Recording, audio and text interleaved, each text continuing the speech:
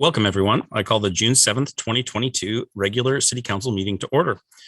I will now recite the Pledge of Allegiance. Everybody else, please mute your microphones, turn off your video while we display the banner. I pledge allegiance to the flag of the United States of America and to the republic for which it stands, one nation, under God, indivisible, with liberty and justice for all. Before we move on to the agenda items, I'd like to acknowledge our remote meeting format. The City of Bothell's proclamation of extension of local emergency is in effect. Therefore, this meeting will be held entirely remotely. Public comment will be allowed both in writing or verbally. Sign-up sheets were provided by the City Clerk's office via link from the agenda. The video of this meeting will be streamed live, as well as recorded and available for later viewing on the city's YouTube channel. A call-in number was provided on the meeting agenda for members of the public who wish to call in by phone to listen live to the meeting. If you have called in, we ask that you mute your device so as not to interfere with the meeting. If a participant fails to mute their connection and causes a disruption to the meeting, the connection will be terminated. For our phone-in callers during staff presentations, staff will make every effort to specify which materials they're referencing so everyone can follow along. At this point, we will take a moment to take a roll call of the council members by position number. Please say here when the city clerk calls your name. City clerk. Councilmember Zorns? Here. Mayor Thompson? Here. Councilmember Alders? Here. Councilmember McNeil? Here. Councilmember Menke? Here. Deputy Mayor Alcabra? Here. All present. Next, I'd like to reiterate some meeting guidelines. For all meeting attendees, please speak clearly and pause frequently. State your name each time before speaking. Mute your microphone when not speaking. If you are also streaming the live video feed, please turn the sound off as there is a delay. For council, please use the raised hand feature in Zoom or your yellow card when you wish to speak, and I will call on you. Speak clearly and pause frequently, and remember to mute your mic when not speaking. The first item on the agenda is meeting agenda approval. I would like to postpone the Sound Football Club recognition to July and add an item under staff briefings for an interim Main Street report.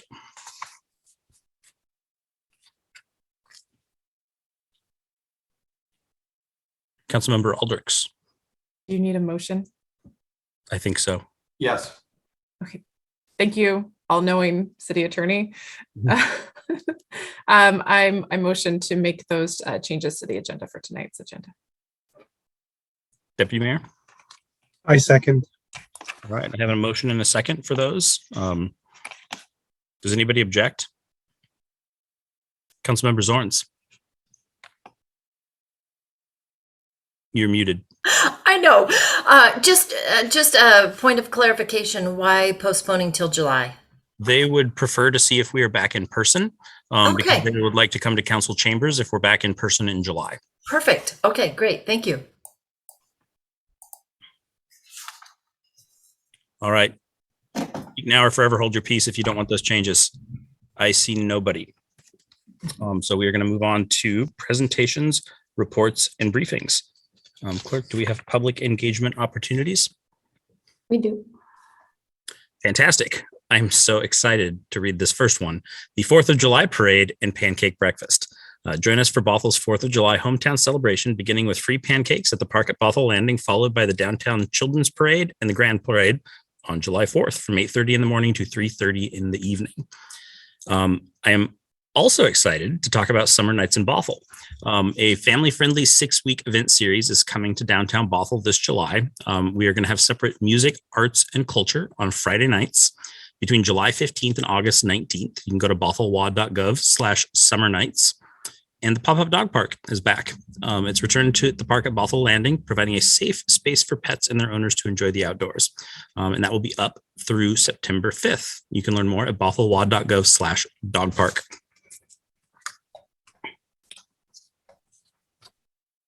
All right, and moving on, we have a proclamation.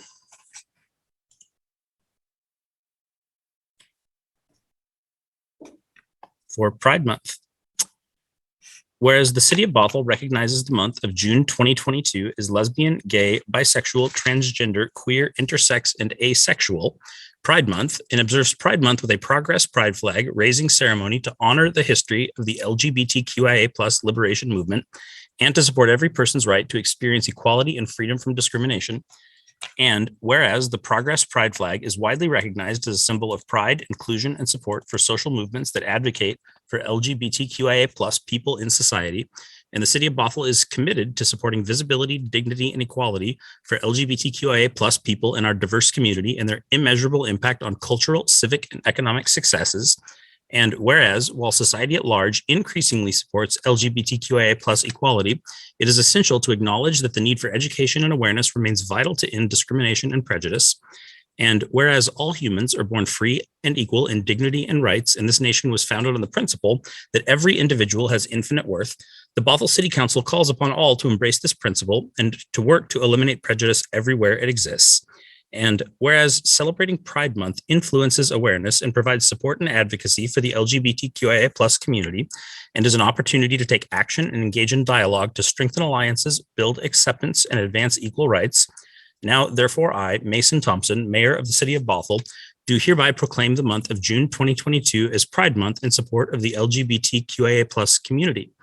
Be it resolved that the Progress Pride flag was raised on June 1st at City Hall to recognize all LGBTQIA plus residents whose influential and lasting contributions to our neighborhoods make the City of Bothell a vibrant community in which to live, work, and visit. And I believe we have Misha Manson to accept. Yes, thank you. I accept as LGBTQ and undocumented program manager at Student Diversity Center at UW Bothell, as well acknowledging the community members who could not be here due to inequities, social injustices. So thank you. Thank you. All right, next up, we have staff briefings. We have a sidewalk program and sidewalk prioritization update. And we have Rita Hu, from our capital projects engineer, here to present.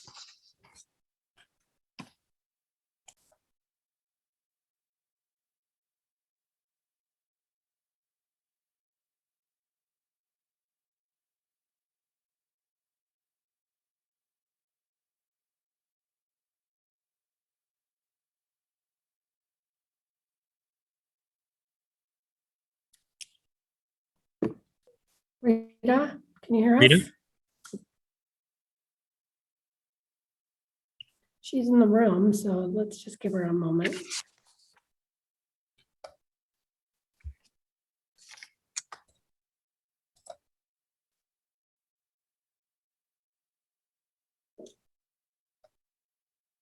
Well, I'll tell you what, why don't we move on to the interim Main Street report and then circle back to Rita after that.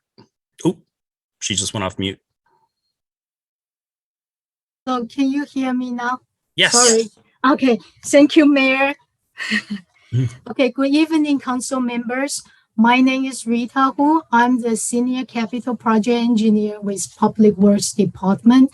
Tonight, I'm going to brief you on the sidewalk program, sidewalk prioritization, as well as what the sidewalk program has done since the passage of the Safe Streets and Sidewalk levies.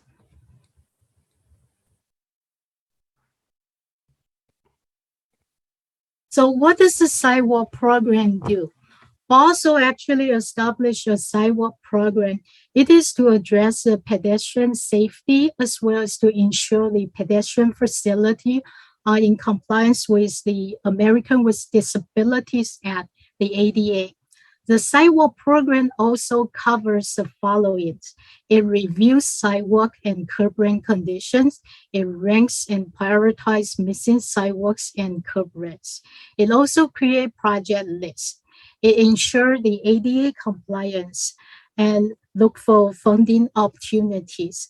Lastly, sidewalk program constructs sidewalks and curb ramps with other improvements of the City of Bothell project. A little bit background information for the sidewalk program and also Safe Street Sidewalks and Levy.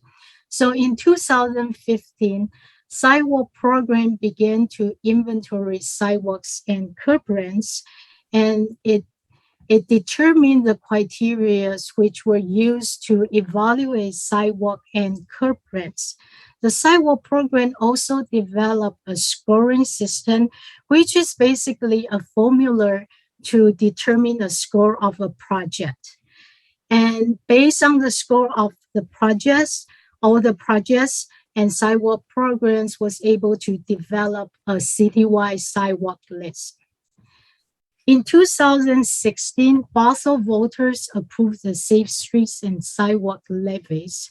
So there is $300,000 per year allocated to the sidewalk program. It is a 9-year levy starting in 2017. So that say it's going to end in 2025. Because of the passage of the Safe Streets and Sidewalk levies, Bothell decided to focus on the needs near the school. In 2017, Bothell or Sidewalk program formed a Safe Streets work route task force, which was comprised of the 11 task force members from North Shore School Districts and also the school representative in the North Shore School Districts.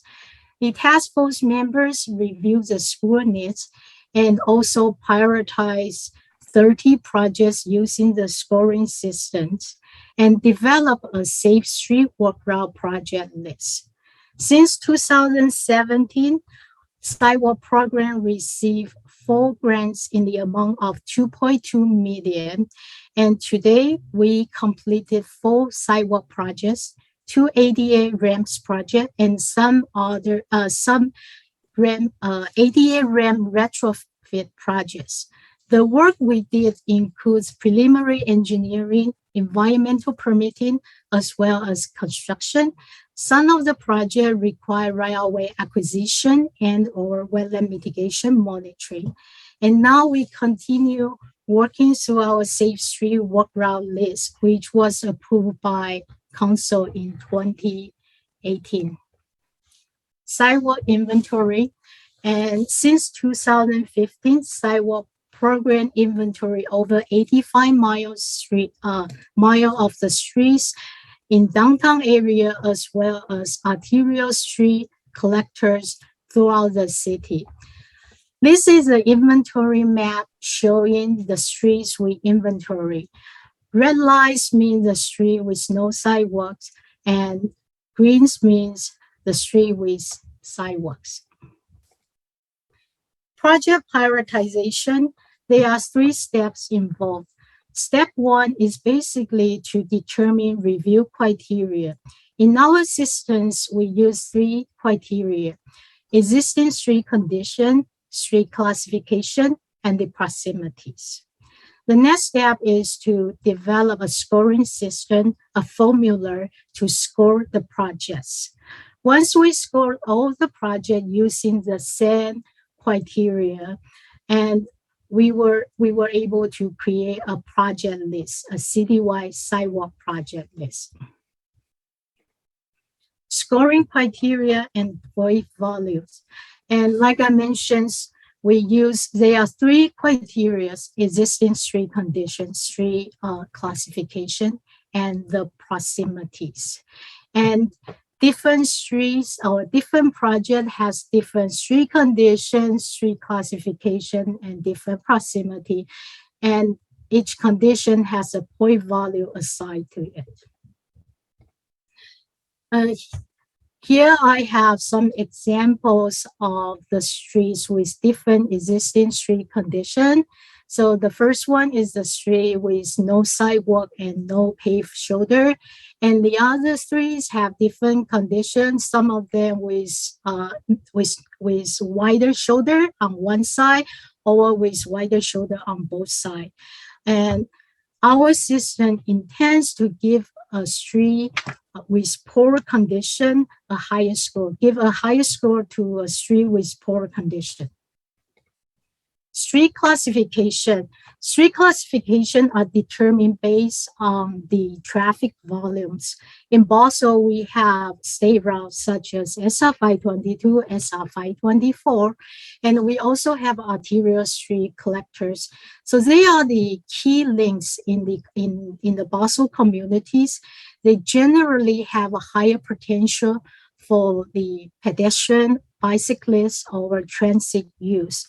Because of that, our system intends to give a higher score to arterial street and collector than the local street. Proximities.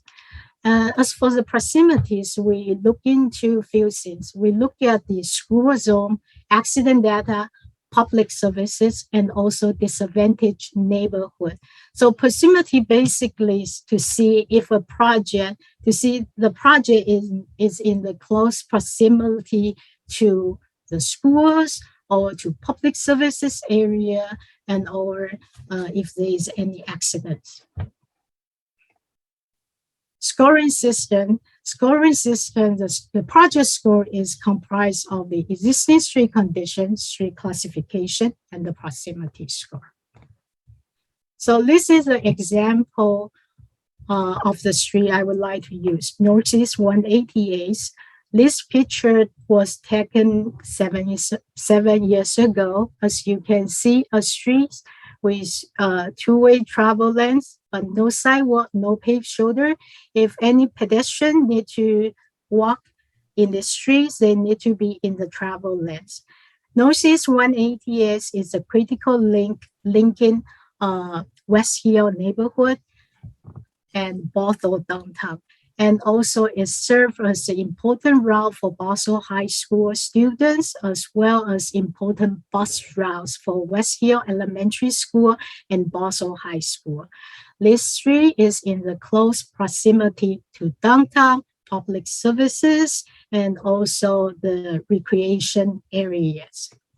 So based on all the criteria here, and we do have a scoring sheet which was able me to figure out the score of the project.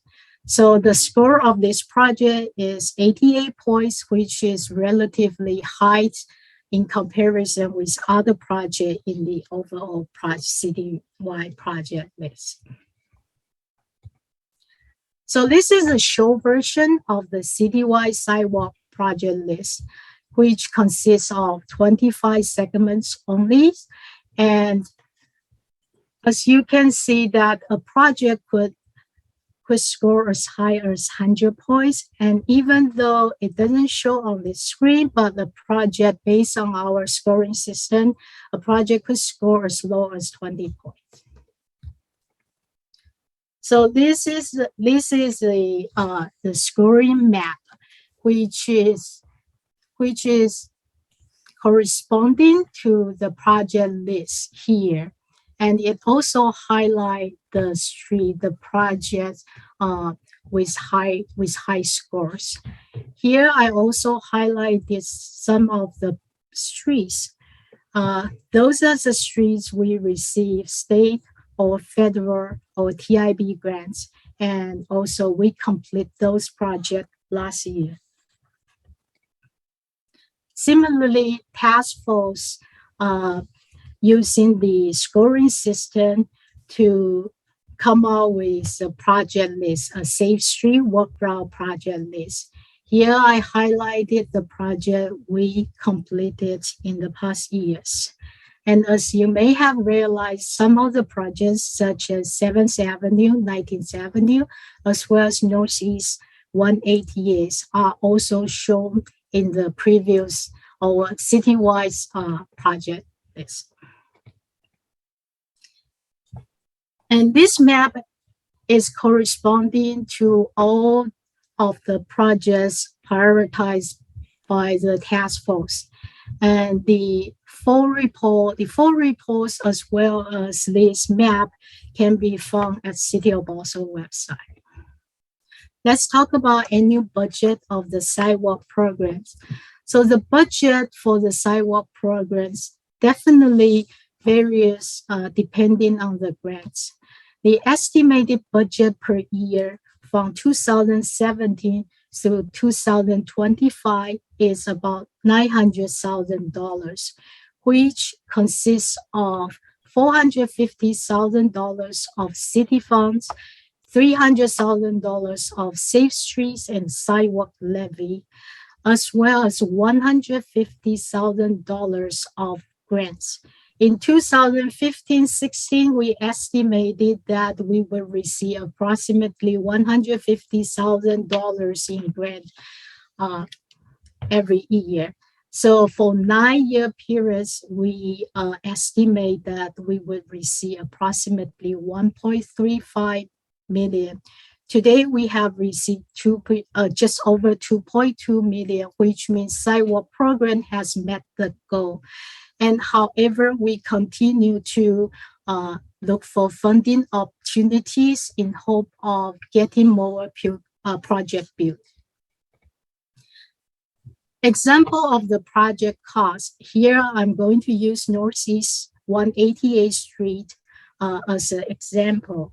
The length of the improvement is 1,300 linear feet. And as you can see, this is not only about sidewalk, construction of the sidewalk. The improvements actually includes stone drainage, the bike lane, the retaining wall, and the driveway approaches, and also the ADA crossing, ADA ramps, or ADA flashing lights for pedestrians to use.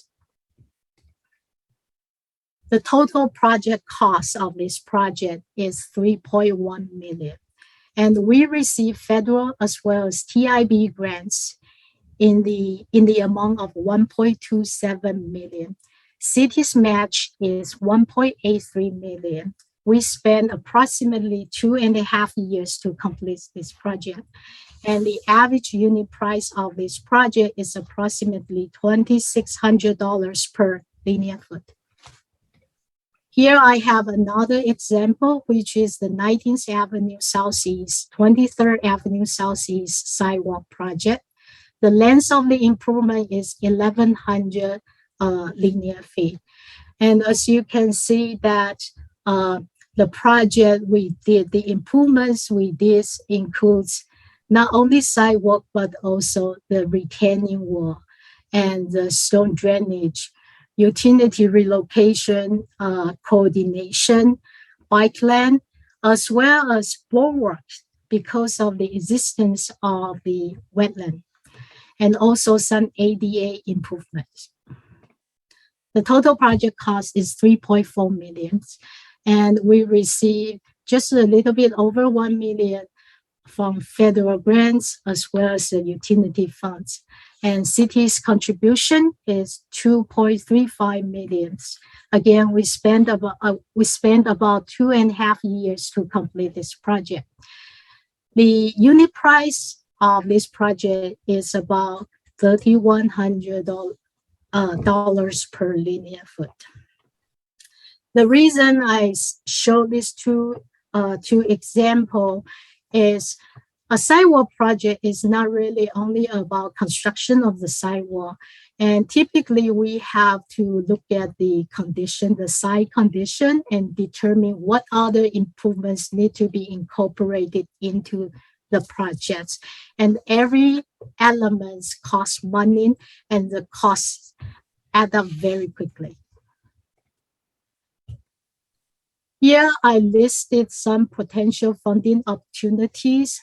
I know they are more than what I have listed here, but these 5 are the ones the sidewalk program or the capital group typically go after. And this year, we understand there are more opportunities than before, and also the size of the grants is almost 3 times larger than what they used to provide.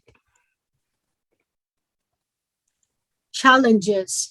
Even though sidewalk programs or Bothell has a citywide sidewalk list and safe street walk route list, but the needs far exceed our resources.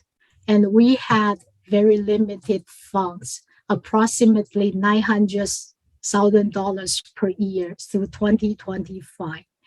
The average unit price of the projects could vary from $2,500, $2,600 to $3,100, $3,200 per linear foot.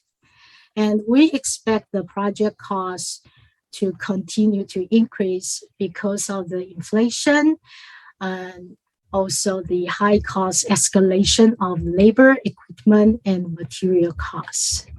The other challenges we have encountered is most of the city's sidewalk projects do not meet the evaluation criteria of the state or federal grants. So what's to come? Sidewalk programs will continue to conduct sidewalk and curb run inventories. And we will revisit our scoring criteria for project prioritization. We plan to conduct public outreach to solicit feedbacks for our scoring criteria. And we also understand that it's time to freshen up our scoring criteria, our scoring system if needed. There is another important elements that the sidewalk program also cover is the ADA transition plans. It is a federal requirement that an agency has 50 or more employees needs to have an ADA transition plan. It's a living document. City of Bothell does have an ADA transition plan, and sidewalk program plans to update the ADA transition plan. Lastly, sidewalk program will continue to pursue funding opportunities and construct sidewalk project when funding is available.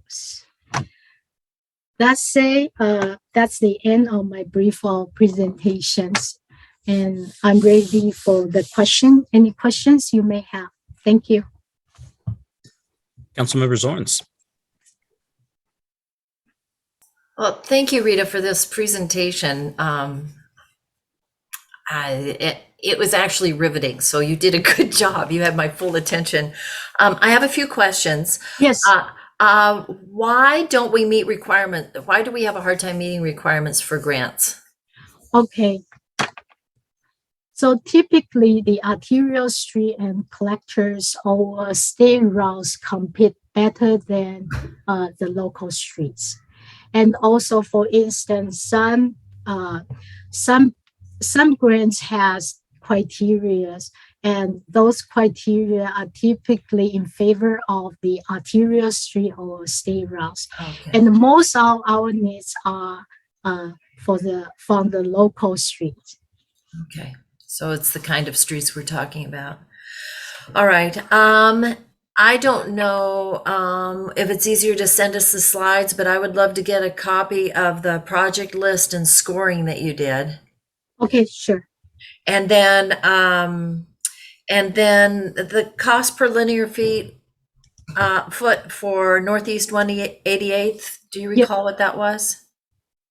Yes, $2,600 per foot. I'm sure with inflation, we're going to miss those days where we could say, oh, it was only $2,600, Correct. but that's good to hear. Okay, that's all my questions. Thank you very much. Deputy Mayor Alcabra.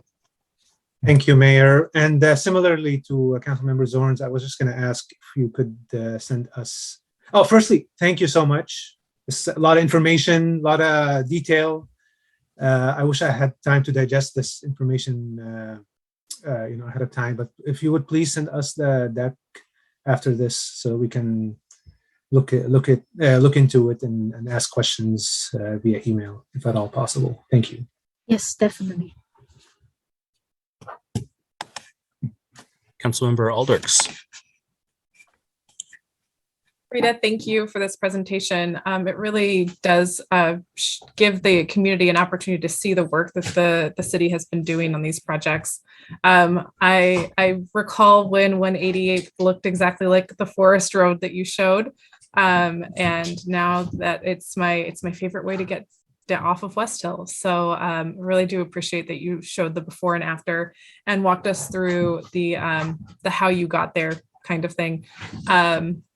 I thank you also for the information about grants, helping us to determine what our additional funding sources, and also for being able to find funding sources beyond the levy amount. So I'm really pleased to hear this report, and thank you very much for being here to share it with us tonight. Councilmember McNeil. Well, thank you, Mayor. Rita, thank you so much for the presentation. It's great to see that we work really hard on receiving these dollars as grants, and it's great to see them put to great use. One of the things that I was noticing in the timeline of 2019 to 2021, the 2.5-year timeline, and then the cost per lineal foot. Do we see that cost per foot now being in 2022 going into 2023, that our dollars are not going to go as far, or is there things that we can do to kind of help mitigate that a little bit? I believe due to the inflation and also the cost escalation, the cost could be even higher than the $2,600 or $3,100 per foot. Yeah, so I'm noticing the price for 19th Avenue was roughly $3,100 per foot, and I'm wondering what's driving the differences at the type of construction that we're doing. Is there a factor there that's creating that increase in cost? Yes, something that we can. And it is because of the right-of-way acquisition. So for the Northeast 188 project, there was no right-of-way take needed. However, for 19th Avenues, we did right-of-way acquisition and also additional coordination with property owners. So that cost, that increased the cost. So more along the acquisition, not the actual construction itself. The bulwark, the bulwark over the wetland was also one of the element increase the cost. Okay, thank you, Rita.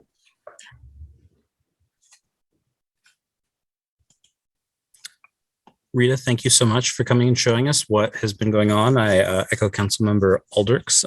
It's really fun to just kind of see some of the progress, some of the before and after pictures as well, and just kind of show the community what their levy is getting them. Thank you so much.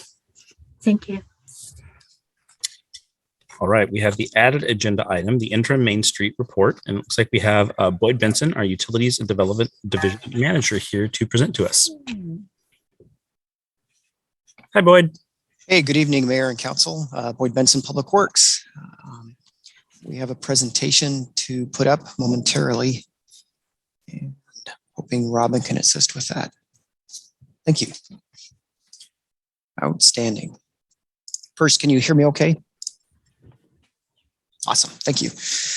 So tonight I'll provide a very short briefing about parking and access concerns raised by constituents on Main Street from the Boulevard Place apartment building located immediately north of the Alexan apartment construction site on Main Street. I only have 4 slides for you tonight, so I can address questions and concerns during the presentation, or you may choose to wait till I'm complete to ask your questions. Either way is fine, so just chime in. So what was here prior to construction? Prior to Boulevard Place construction, the north side of your screen, the top side of the image, the connection corridor here was primarily eastbound transit access.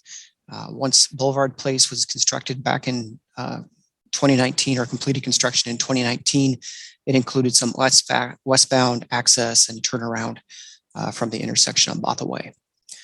This is a very highly traveled transit corridor. There's approximately 1 bus for every 5 or 6 minutes during peak transit.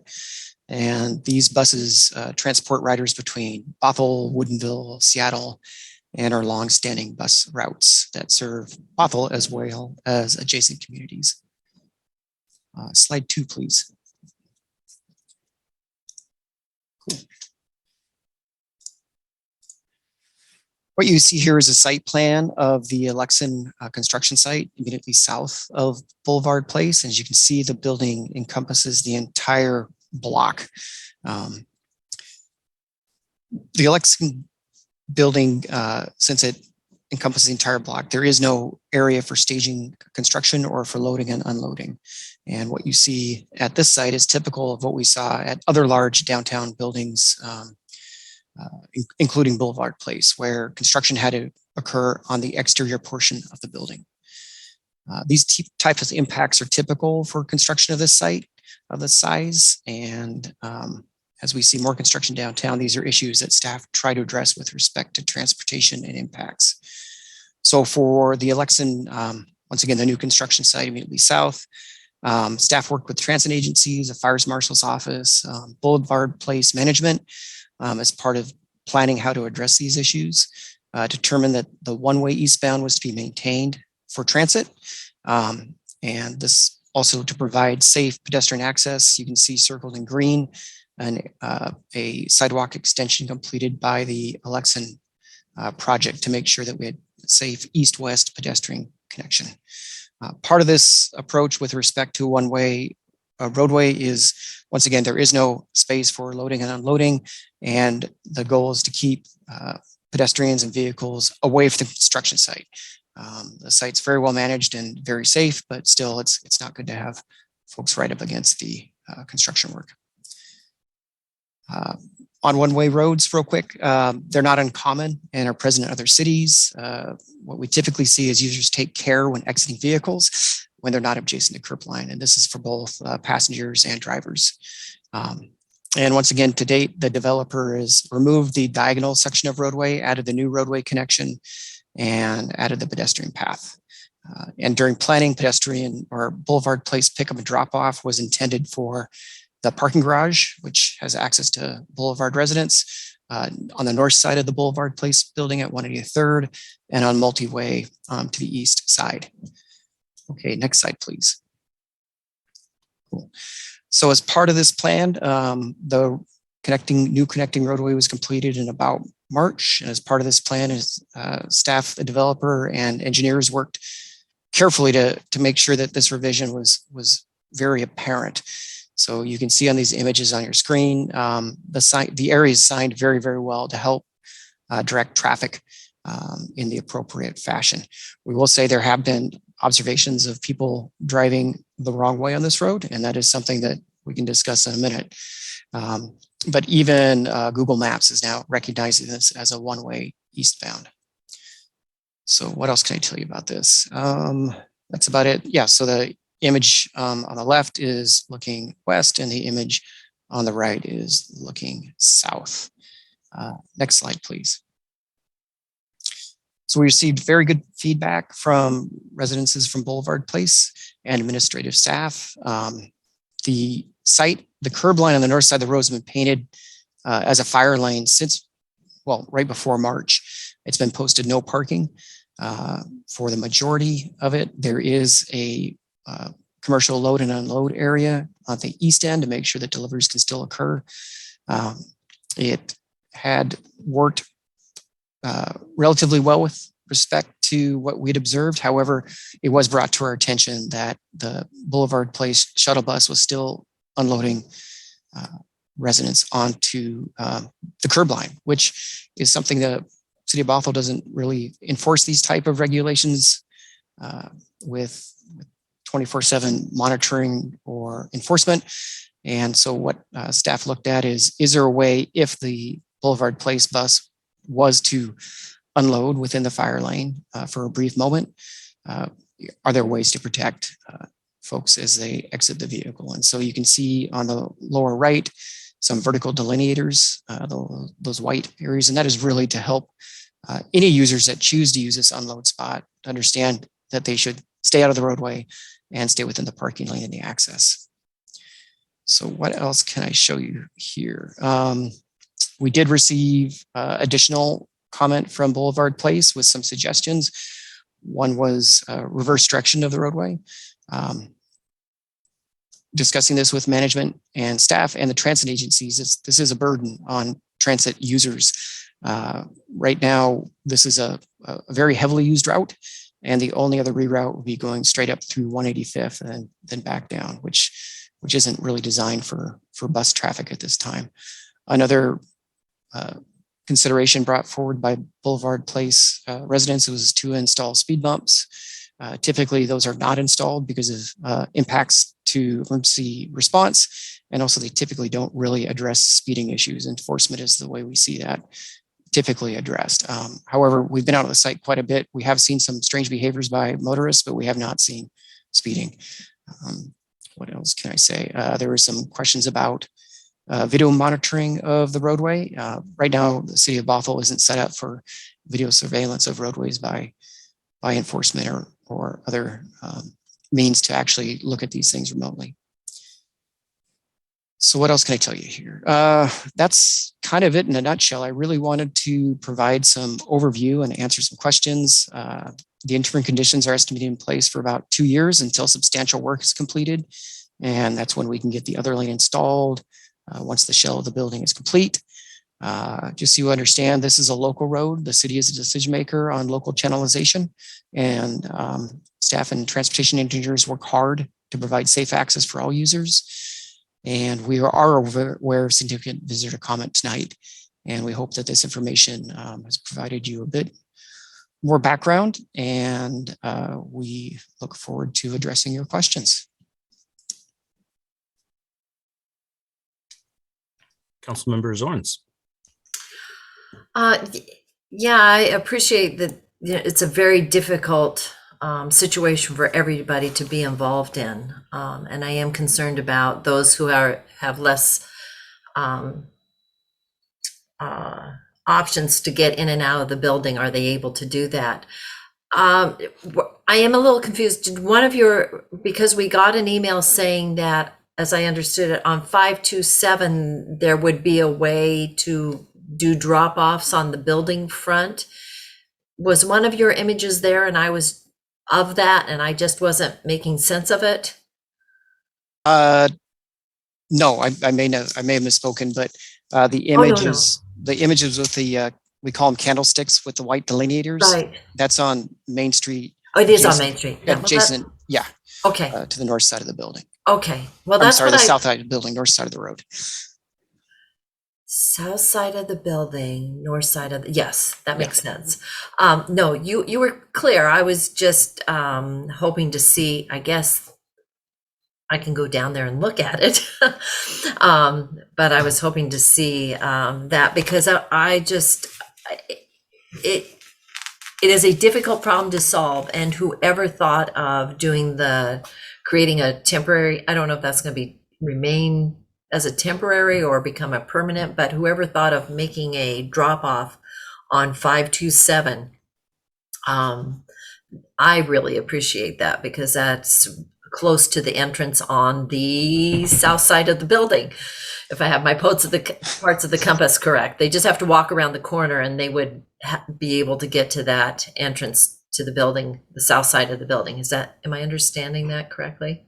Correct. And I can bring the images back up if you'd like, or we can ask Robin to get it. Robin, would you possibly reshare those, please?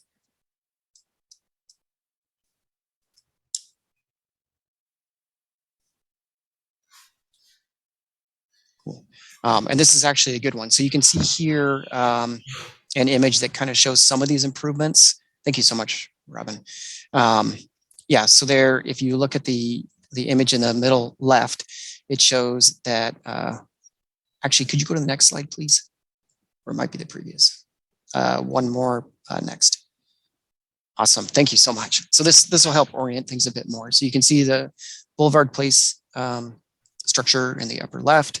There is that kind of, it's a ADA stall that's been repurposed as the fire lane during construction, and you can see that's kind of the southeast corner of the building. On Bothell Way, there's also a pickup and drop off, which isn't circled in here, but it's at the southeast corner of the building on the multi-way. So there is that drop off. And then this image as well, it's not shown, but you can see a call out for the drop off on the north side of the building.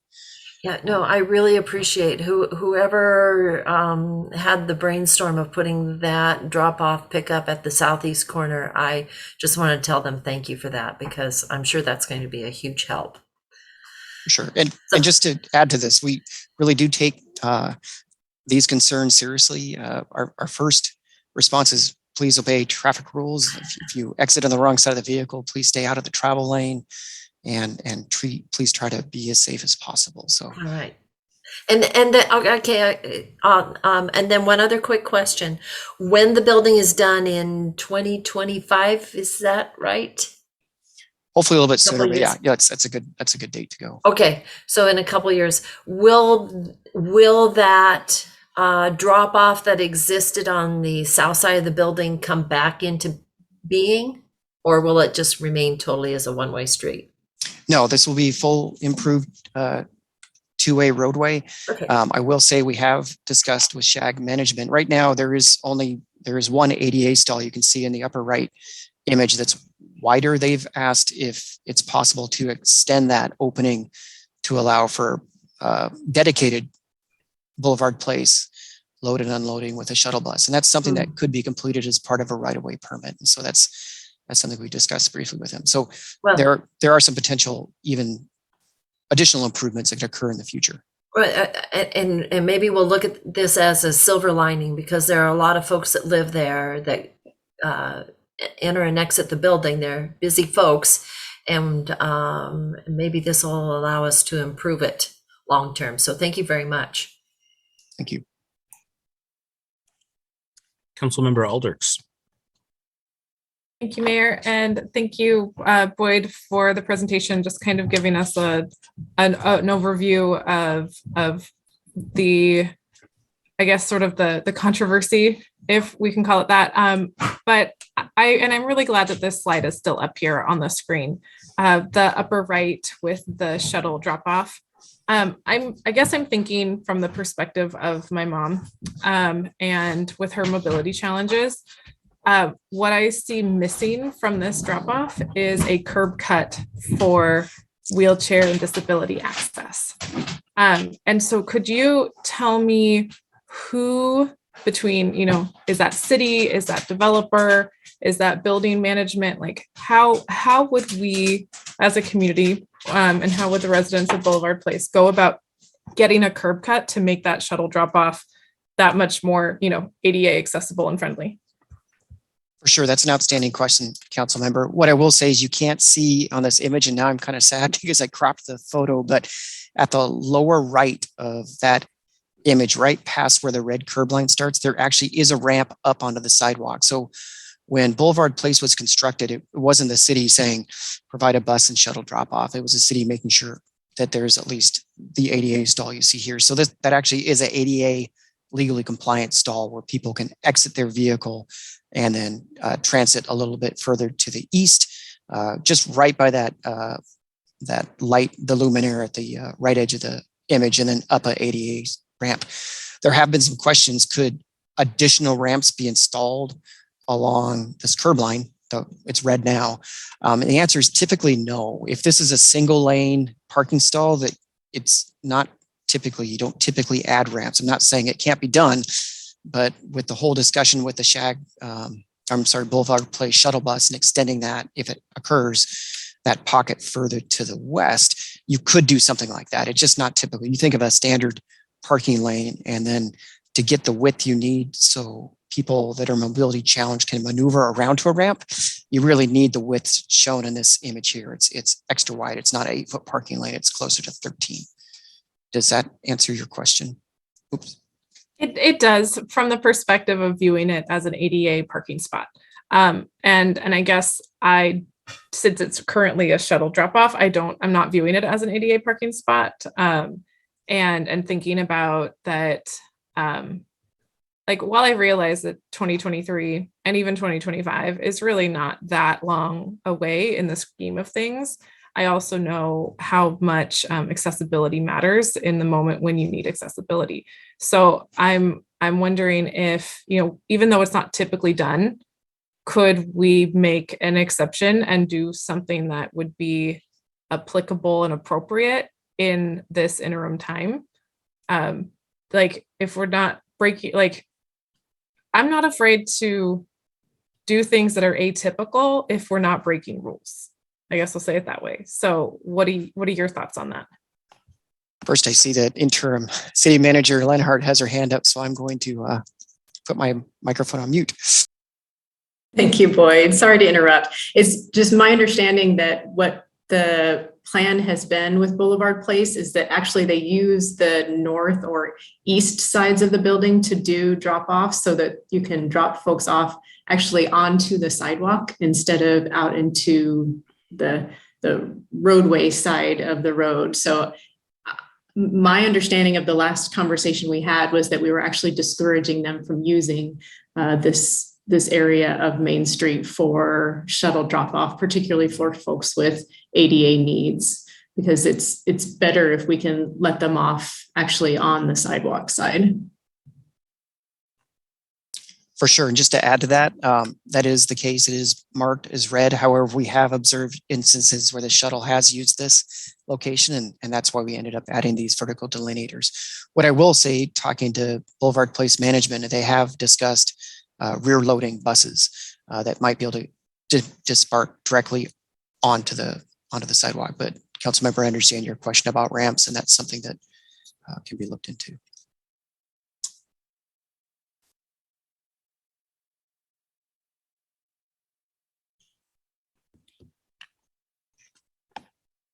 All right, I don't see any more questions. Boyd, thank you. And thank you to all the staff for all of the work that you've done coordinating with Boulevard Place and making sure that they have safe places to drop people off. I understand that construction is never optimal. I rode my bike in and had to turn around and go the other way because the bike lane is also taken up by construction the other day.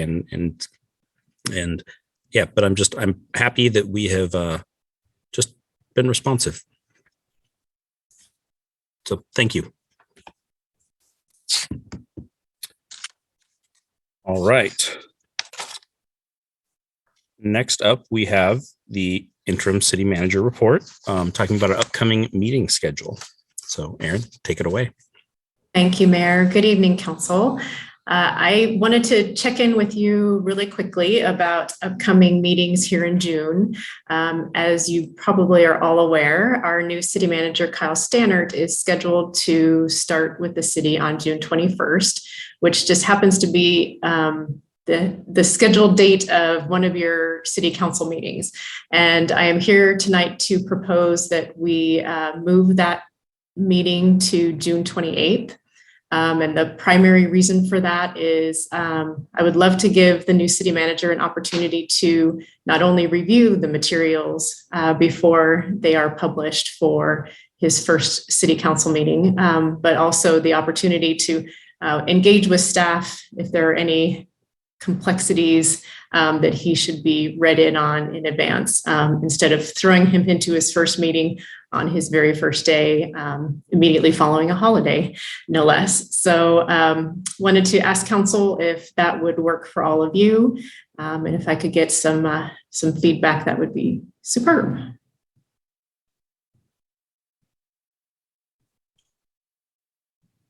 Deputy Mayor? Thought we hired Superman, but I guess we'll have to do. Yeah, I'm okay with moving it and giving him a week. Although I don't know if that'll be enough time. But yeah. Councilmember Alders? Thank you, Mayor. I'm perfectly happy to do that as well. And I'm just wondering, is this shift also occurring because of the July 5th meeting as well, or is that a separate topic? Because this would be replacing the June 21st meeting. So sorry, go ahead. That's okay. Great question, Councilmember Alders. Thank you. At this point in time, it's just the 21st meeting. The council's discussion related to filling the vacant city council seat, I think will have bearing on the number of meetings that you'll need in July. So, but I think on June 28th, City Manager Stannard should be prepared to have that conversation with you about July 5th.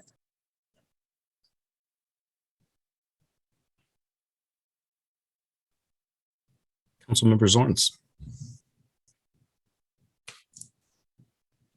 Are you looking for a vote? I'm fine with the 28th. Thanks. Councilmember Mankey? I also support moving it to the 28th. Councilmember McNeil? Thank you, Mayor. I also support it. I think it's a terrible, no. No, I think it's a great idea. I mean, let him get settled in on his first day before he has to deal with us that night. Give him a week, and we'll look forward to seeing him on the 28th. Councilmember McNeil, did you have something else to say, or did your hand just stay up? My hand's not Or, up. sorry, Mankey. Sorry about that. I left it up. Okay, cool. Thank you all very much. Thank you. All right, council committee reports. Council members, any reports?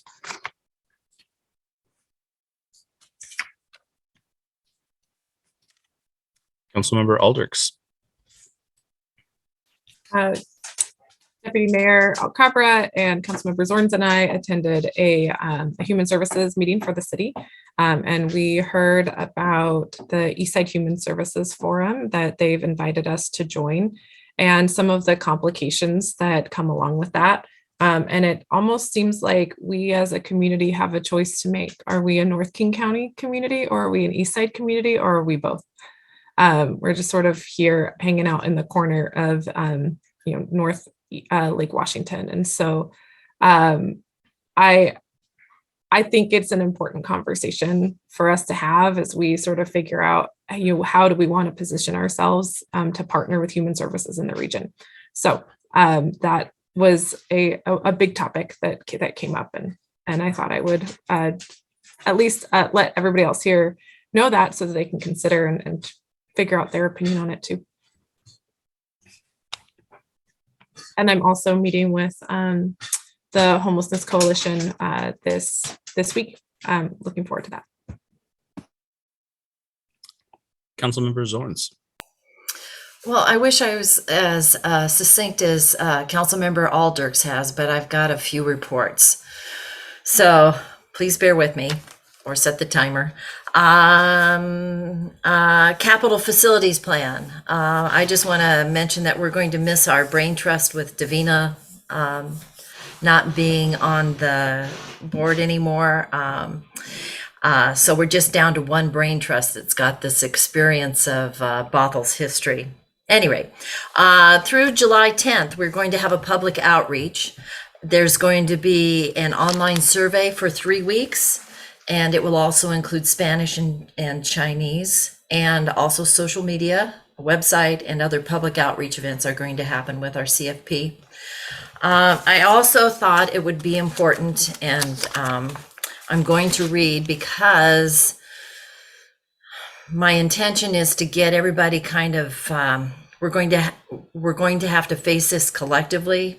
So I'm going to go through some of the guidelines, and as we get there, you guys are going to be good at this. So capital projects are evaluated by the following evaluation and criteria guidelines. So one is consistency with the Bothell Comprehensive Plan and other plans like our PROS plan, utility comprehensive plans with water, sewer, bike plans, sidewalk, walkway, safety programs, pavement preservation, bridge, etc.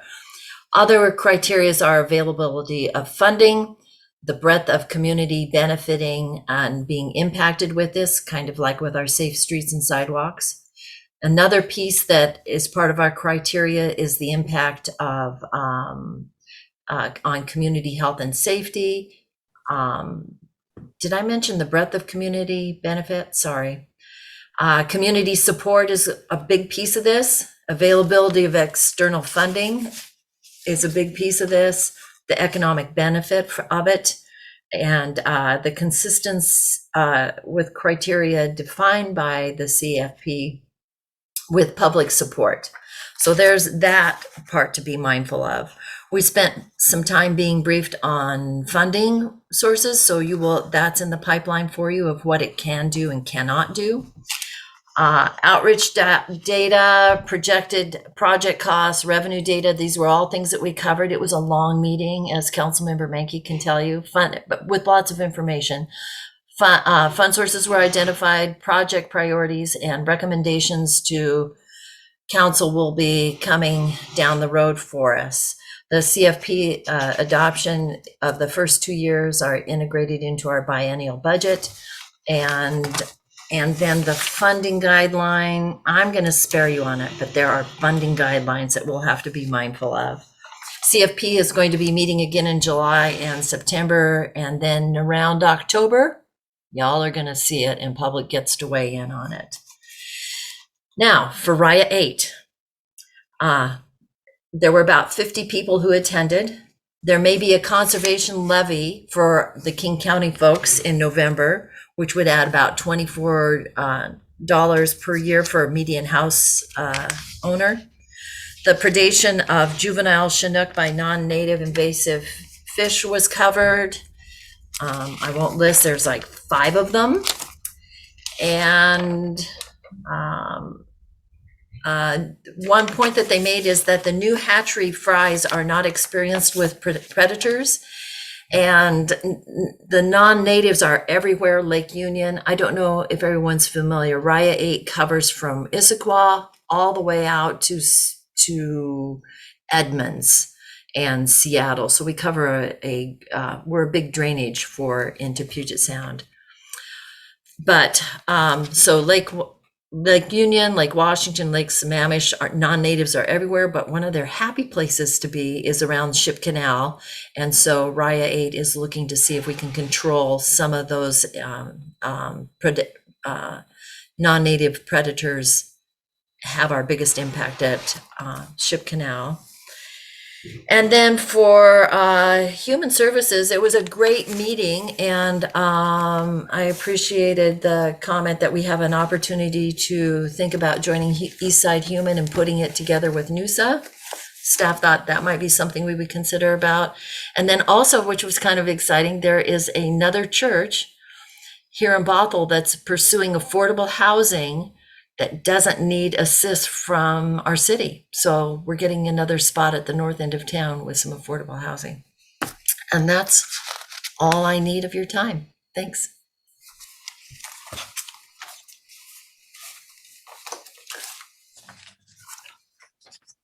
All right. Next up on the agenda, we have visitor comment. The city has accepted visitor comment in writing, as well as accepted sign-up sheets for those who wish to speak at tonight's meeting.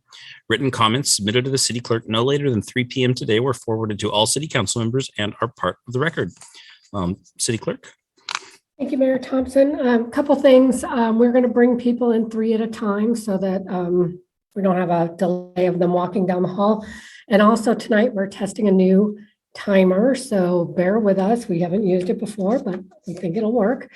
So with that, I'm going to invite Carol Sullivan to speak. And Carol, you will have 3 minutes. Thank you. I'm Carol Sullivan, Boulevard Place resident at 9920 Main Street. This evening, you'll hear about events and personal experiences leading us as Boulevard Place residents to ask you to make our safety your primary concern on Interim Main Street. In a letter that was signed by over 220 residents, we urge you to reverse Main Street to westbound and to ask the transit authorities to reroute buses that travel on Main Street.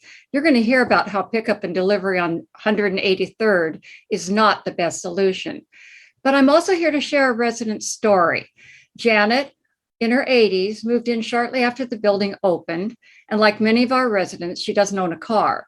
She relies on the Shag van to take her on shopping trips. At first, she got in and out of the van unassisted, later with a cane, but by March, she needed a walker. Returning on her first trip with the walker, she asked the driver to get it down so she could get to the building. He asked her to wait as he helped other residents by getting their groceries to the building. He forgot she needed the walker. While not feeling safe in an active lane of traffic, she decided to make her way slowly along the curb towards the entrance. Not a long walk, but a difficult one for her. Near the entrance, she needed something to help her up to the sidewalk. She grabbed a tree branch. That wasn't what she needed. Moving forward a bit, now I can't see my script. I'm sorry, but you moved it so I can't see my script. Thank you. Excuse me. She moved forward a bit and she grabbed the fixed bicycle rack, using it for support, and she hoisted herself up to the sidewalk. The driver of an eastbound bus had stopped and waited for her to get completely on the sidewalk. Clearly, he recognized the danger in putting mobility challenged seniors into an active lane of traffic. Well, now Janet shops with her daughter, but she's lost some independence because without a ramp near the front door, she can't manage the walker, the groceries, and getting up the curb. A ramp would make a big difference to her and for many residents with mobility issues. The only ramp is half a block away at the end of the street. It's simply too far to be easily used. A safe solution, reroute those buses, reverse Main Street to westbound that allows passengers to enter or exit next to the curb, not into a lane of traffic. And please, add a wheelchair ramp or a curb cutout where it's really needed. Thank you.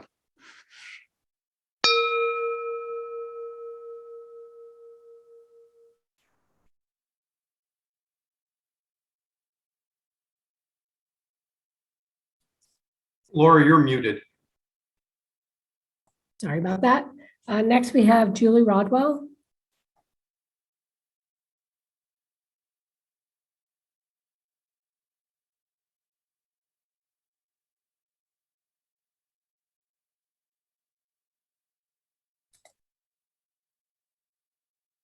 Miss Rodwell, if you're ready, please unmute your mic and we'll start the timer.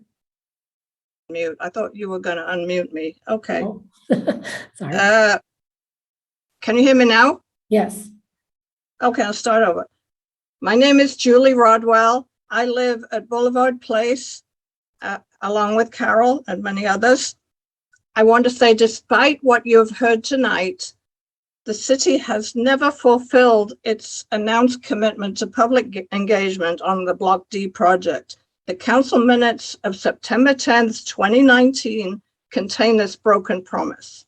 That's my first point. My second point, the city's failure to conduct this public engagement process has led to an unsafe road design at the main entrance to a senior apartment building.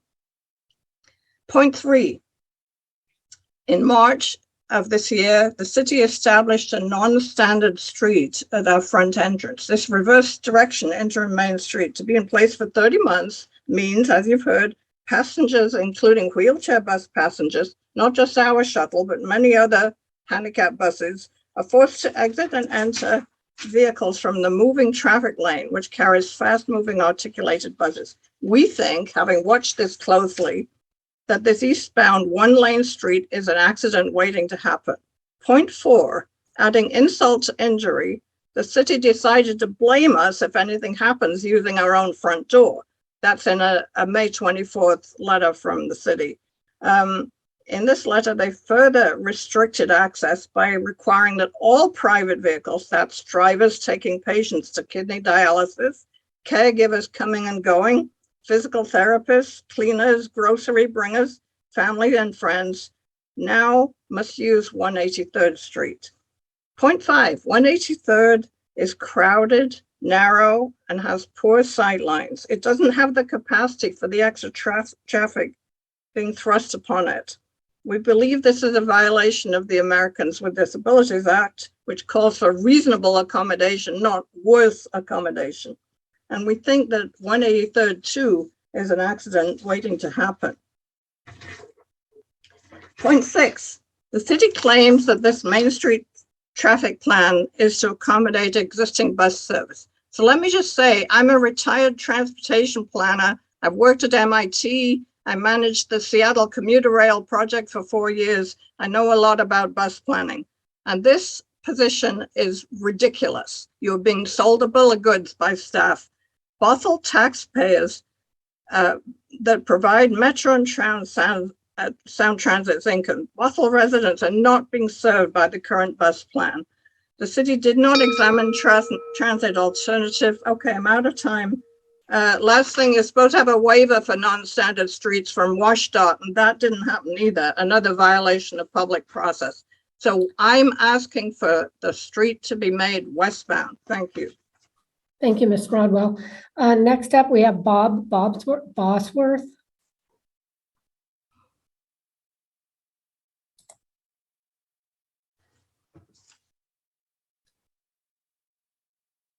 There we Mr. go. Bosworth. There you go. Yes, we can hear you. Ready to go? Yep, we're ready. Okay, good evening. My name is Bob Bosworth. I reside at Boulevard Place. I'm going to read a statement with regard to the ADA Act compliance that a resident at Boulevard Park has written who could not attend this meeting.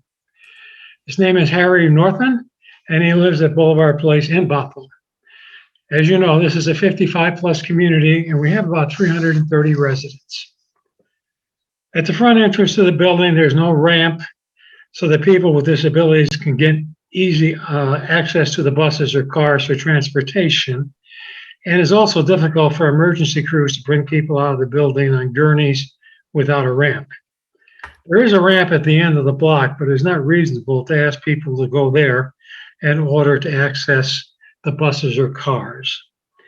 It can be dangerous going into traffic as they enter on the side where the vehicles are coming through. The city of Bothell, who is responsible for the sidewalk and ramps, has refused to install a ramp at the front of the building because they say this facility is considered independent living and not a care facility. Many of the residents are in their 80s and 90s and use walkers and wheelchairs. I believe the city should be required to provide a safe means of entering and exiting the street without having to go to the corner. I don't believe this is a huge expense, but the city is the only one that can provide the ramp since it's on city property. Thank you. Thank you. Next up, we have Tommy Zabrowski, sorry. Okay, I had to unmute. Well, you were close. It's Zabrowski, actually. Sorry. And I too am a happy resident here at Boulevard Park. And I am reading a letter from another resident. Her name is Dominique Demar, because she could not make this meeting. And she said to be sure you guys know that this is written on her part from personal experience. Dear members of the City Council, my name is Dominique Demar and I live at Boulevard Place. Thank you for allowing me to speak about two issues that have been troubling me. The first one has to do with the lack of a curb cut on the sidewalk of Boulevard Place right by the main door.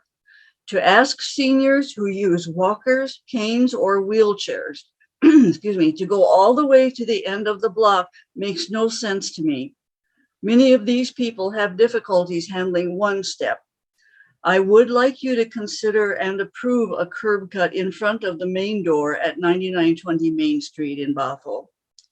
The second is the very inconvenient one way that our portion of Main Street has been designed.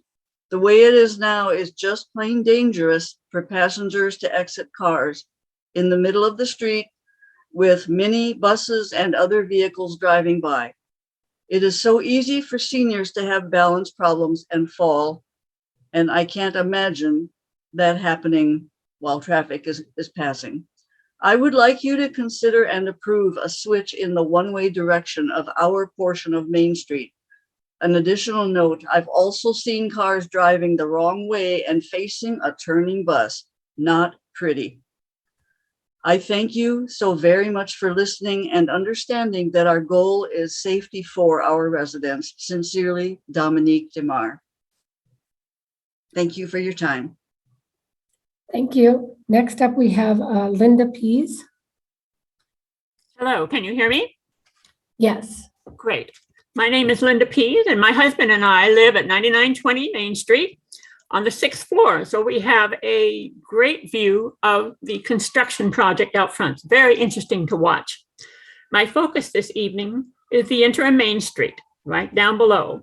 We walk out our front door, step off the sidewalk, and we are immediately on Interim Main Street with no protection between us and the traffic. This is definitely not safe. This, in fact, is a deadly accident waiting to happen. So I'm asking four things. We're asking four things tonight. First, reverse the direction from eastbound to westbound. It is now in the eastbound direction, and we enter and exit all vehicles into oncoming traffic. We enter shuttle buses from the road, not the curb or sidewalk. If the street is switched to westbound only, our passengers can get safely in and out of their vehicles in front of our building onto the sidewalk. Change the direction of this short street from eastbound to westbound while construction continues. And by the way, just 2 Saturdays ago, we witnessed an EMT truck and later a USPS mail truck enter the wrong way to get to our building. So even our city fire department and federal government don't think eastbound is the correct way to get to our building. Second request, dangerous traffic. Buses are the most dangerous traffic issues on this street. Please reroute the buses. Bus routes are routinely changed and updated every 3 months by transit, much to the delight of the bus drivers union. There is no reason why rerouting can't be done. Get the buses off this short interim Main Street completely. There have been too many near misses. Even bus drivers have wondered why do they have to drive down this short street in the current direction? It scares them, scares us. No one can see around the buses to see what's coming. Please remove the buses entirely. Reroute the buses, not the Boulevard Place residents. Number 3, make this short street in front of our building local access only. Put up signs to this effect. Make it official. We are the only building on this street in the interim. All deliveries are all for our building. All pickup and drop-offs are to and from our building only. Make this street local access only. And lastly, permanently reduce the speed limit from 25 to 10 miles per hour. This is just common sense in front of an apartment building with over 300 residents of any age. I encourage you all to drive on Interim Main Street with your children or your parents and try getting out of your car as safely as possible. Test Interim Main Street as it is now for yourselves. Thank you. Thank you. Next up, we have Kathy Strom. Yes, hello. Hello. Sturm is correct. It's German for storm with a U in it. I am speaking for Nancy Anneker, apartment 438, who asked me to read her letter. I too am a resident of Shag. I've been here since August, so I'm on a big learning curve.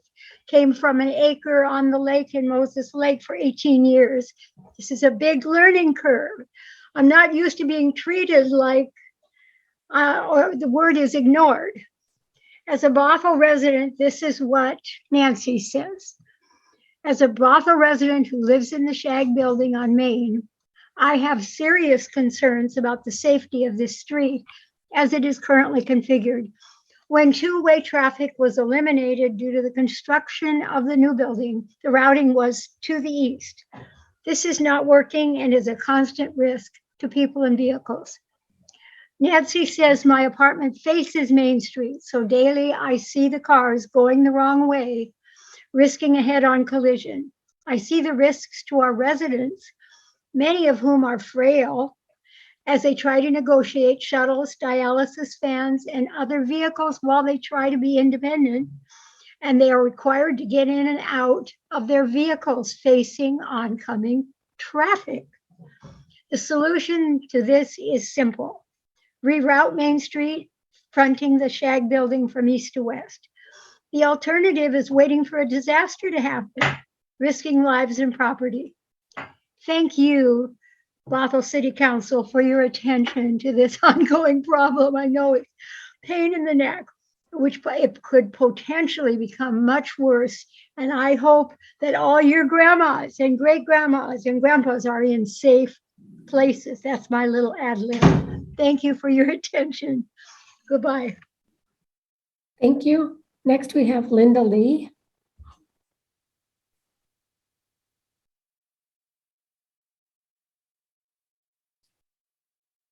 Okay. Can you hear me? Can you hear me? Yes. Great. Okay, I'm Linda Lee, resident at 9920 Main Street, speaking on behalf of Zola Breeden. Hello, my name is Zola Breeden. I live at Boulevard Place, 9920 Main Street, apartment 633. I'd like to request reversing of our section of Main Street to be westbound and rerouting the buses in front of our entrance to our building.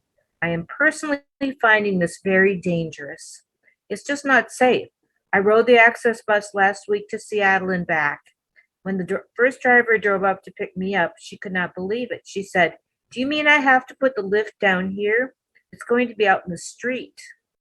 She knew it wasn't safe. One of the double buses came flying by before I rode my electric scooter into the road to drive onto the lift. She was really watching carefully, but didn't like the unsafe route. On the way up back, it was a different driver who said it just wasn't safe at all. There is no room for traffic to move over. It would only take a second for the bus driver not to notice that the lift or the person was walking into the street. One of the drivers said they had never seen anything like this and had driven the bus for 15 years.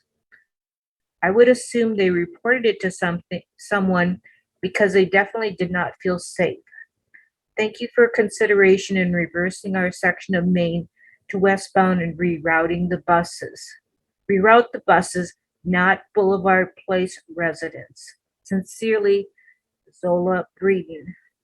Thank you so much for your time and attention.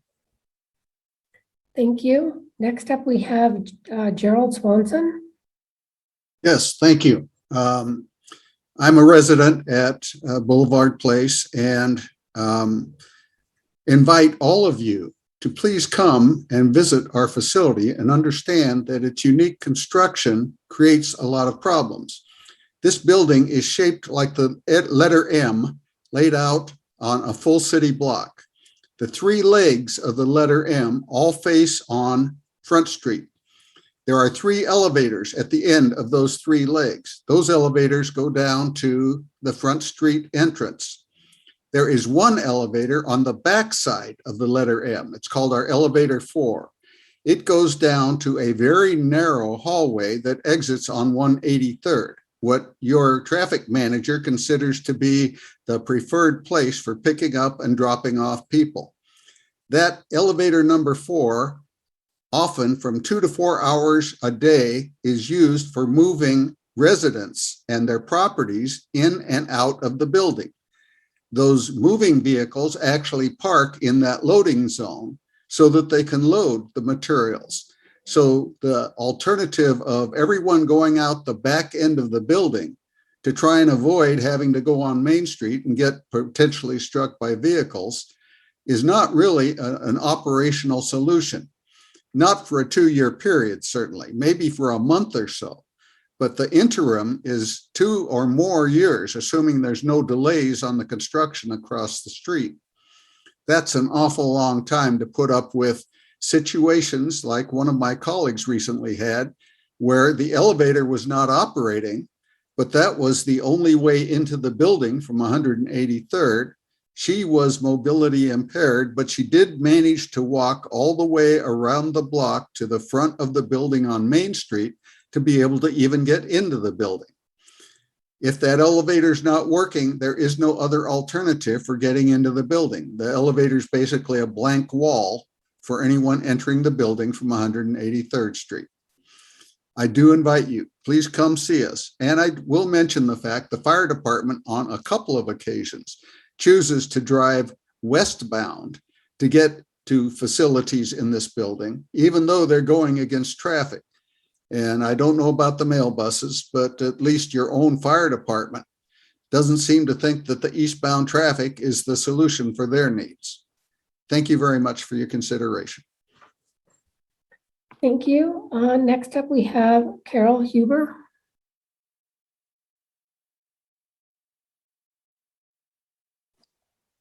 Hello, I'm Carol Huber and I live at Boulevard Place. And I want to speak to the 183rd Street option that's been placed before us. I use the parking garage that exits onto 183rd. And there are also 3 parking garages that empty onto that one block piece of 183rd. It is a very busy street with parking on both sides and two-way traffic. And now we have this designated drop-off and pickup zone that the city has created on 183rd, but it is also, as the previous gentleman mentioned, used by the trash trucks, the delivery trucks, the move in and out trucks. And now you want the residents to use that same spot, if that's empty, to be able to get in and out of a vehicle. This is very hazardous. And I've noted that when people are using it and the driver needs to help the passenger, they have to get out into traffic to go around the car and help their passenger up over the curb to get up onto the sidewalk. This just doesn't make sense. The other point I have is that elevator to 183rd that the previous gentleman mentioned. It is frequently out of service because it is used so much. And it is our move in and move out elevator. Also, the foyer for that elevator has no place for anyone to sit down. Also, outside where that door empties out onto the sidewalk, there is no place for anyone to sit and wait for a vehicle to come and pick them up. The door is heavy. It's a single width door, very difficult to hold open. If you have a cane, a walker, a wheelchair, or a scooter, it's almost impossible to get in and out of it without help from a second person. This is very hazardous. I'm asking you to do the simple thing. Reroute Main Street, not the residents. Reverse it back to westbound for our safety so something doesn't happen that you will regret hearing about. Thank you for your consideration and listening to us tonight. Thank you. Next up, we have Russ Williamson, but I am not seeing him in the attendee room. So I'm going to ask Mr. Williamson, if you're there, could you please use the raise hand function and we'll bring you in. Give that a minute. I don't know.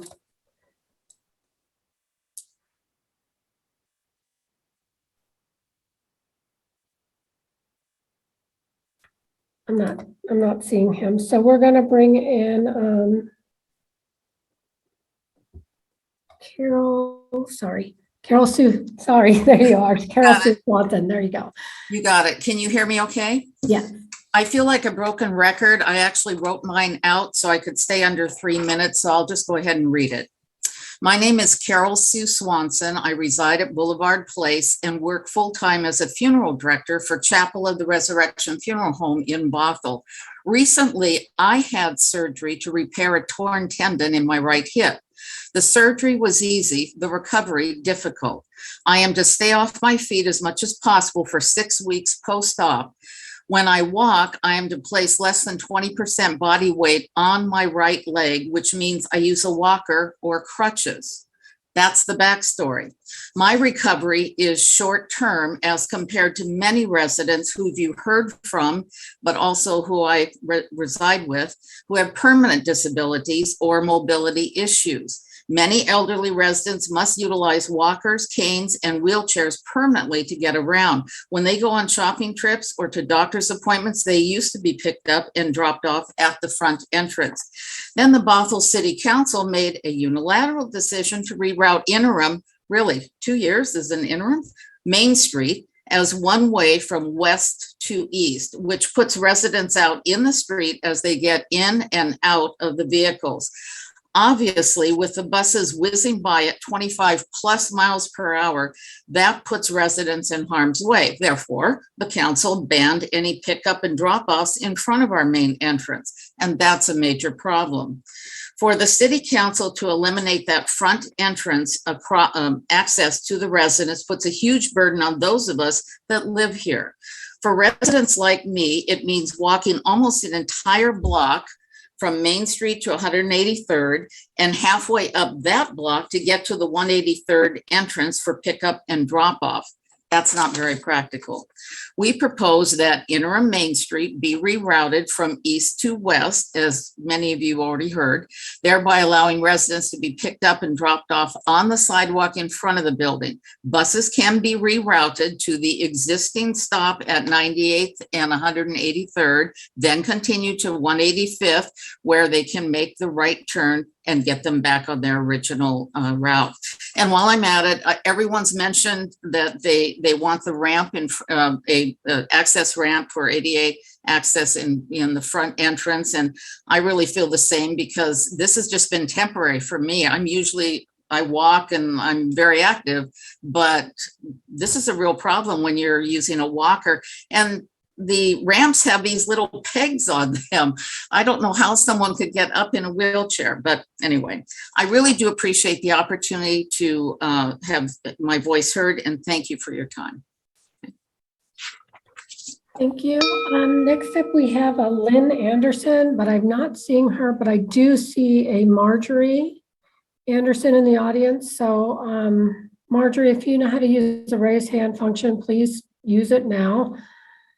And if not, I'm going to bring her in just in case that's her. We hope.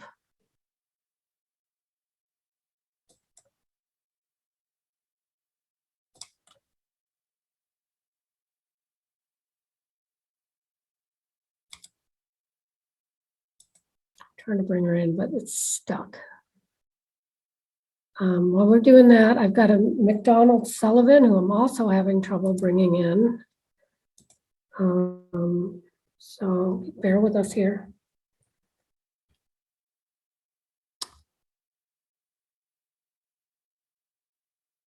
Marjorie, if you signed up to speak under the name Lynn Anderson is what we have on our list, could you go ahead? And if it's not you, then we'll move on.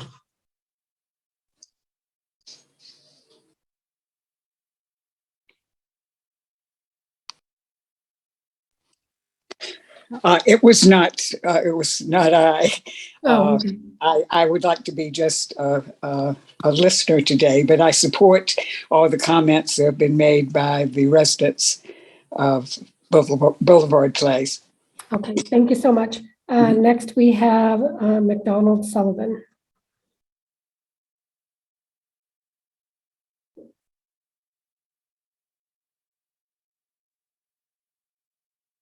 Okay, hello. Hello. My name is McDonald Sullivan. I've lived here in Bothell now for only about 3 months, and I like it very much.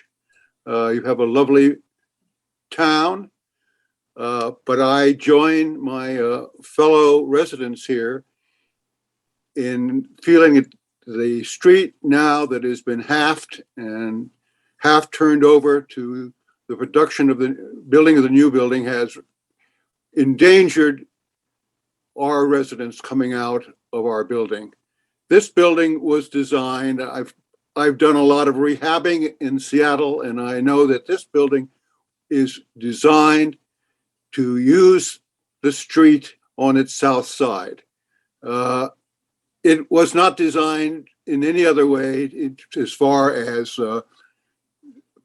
the ability to walk in and out of it. And so the issue of safety on that street is very important to us. We're going to have an accident in 2 years, I believe, if we don't get the traffic moving in a westerly rather than an easterly fashion.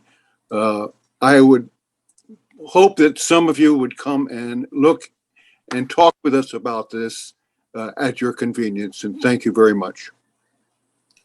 Thank you. Next, we have John Rind. Right. Hello, I am John Rind. Good evening, Mayor Thompson, Manager Leonhardt, and council members. I'm John Rind. I've been here at Boulevard Place as a resident since February. I was an active member of the Community Transit Citizens Advisory Committee for about 10 years, and I have 4 points that I'd like to speak to. Point one, my understanding is that government agencies provide and maintain roads, streets, avenues, and thoroughfares through their jurisdictions. Then public transit agencies coordinate their routes with the appropriate body. From what I've heard from several people, it sounds as though Bothell has abrogated its rights and responsibilities to the various transit agencies that operate within the city limits. It is the city that grants the pavement use to the transit agencies, and it should not submit to their demands. Point two, now consider the area bounded by Bothell Way Northeast on the east and south, with 94th Avenue Northeast on the west and Northeast 188th Street on the north. I personally walked much of this area recently, and excluding Boulevard Place found at least 20 multifamily buildings within 5 blocks of the Bothell Way Northeast and Northeast 183rd Street intersection. Most have more than 150 units, hence there's likely 2,000 residents who may live within the 12 buildings and deserve public transit. The current routes of the 3 transit agencies through the area provide minimal service. I suggest that Bothell invite transit to planners from those agencies to meet and review the area and then make workable suggestions to improve transit there, as well as improve the safety in the Boulevard Place area. My point 3, for the safety of transit riders and especially the frail residents living adjacent to Interim Main Street, I demand that the city reroute the transit and improve overall safety. The current implemented operating plan only fosters accidents. It's not if there will be one accident, it's but when and how severe. And that will quickly be followed by how expensive the restitution from the city of Bothell will be, which I do consider them negligent in this regard. Point 4, from my concern for the resident safety of Boulevard Place, the current location and quantity of designated load/unload red zones are not adequate. Direct access from Northeast 183rd Street to Boulevard Place, admin offices, resident postal boxes, and our major meeting room on the south of the building is through parking garage 1. The ramp grade I measured today is about 12 degrees, which may be fine for mobile people, but likely very dangerous for those using walkers and especially walkers without brakes. The ramp can also be icy. Boulevard Place elevator 4 might be used, but is often out of service for several hours at a time during move-ins and move-outs, plus delivery of large items. Would you want your parents and especially elderly to deal with those conditions? Thank you, Mr. Mayor. We Your time submitted. is up. Thank you. Mayor Thompson, that's all I'm showing that are signed up to speak tonight. However, we do have quite a number of attendees in the room. 2. So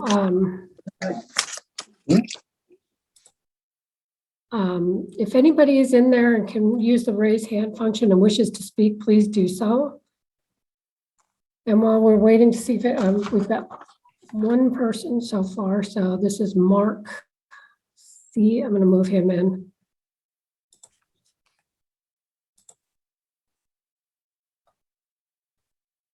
Mark, go ahead and you've got 3 minutes to speak.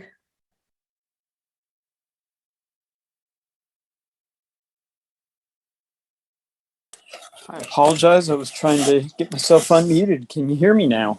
Yes. Hi, my name is Mark Hawkins. I am a resident of Bothell and a hobbyist beekeeper. I understand that there's a proposal to put in an ordinance for beekeeping.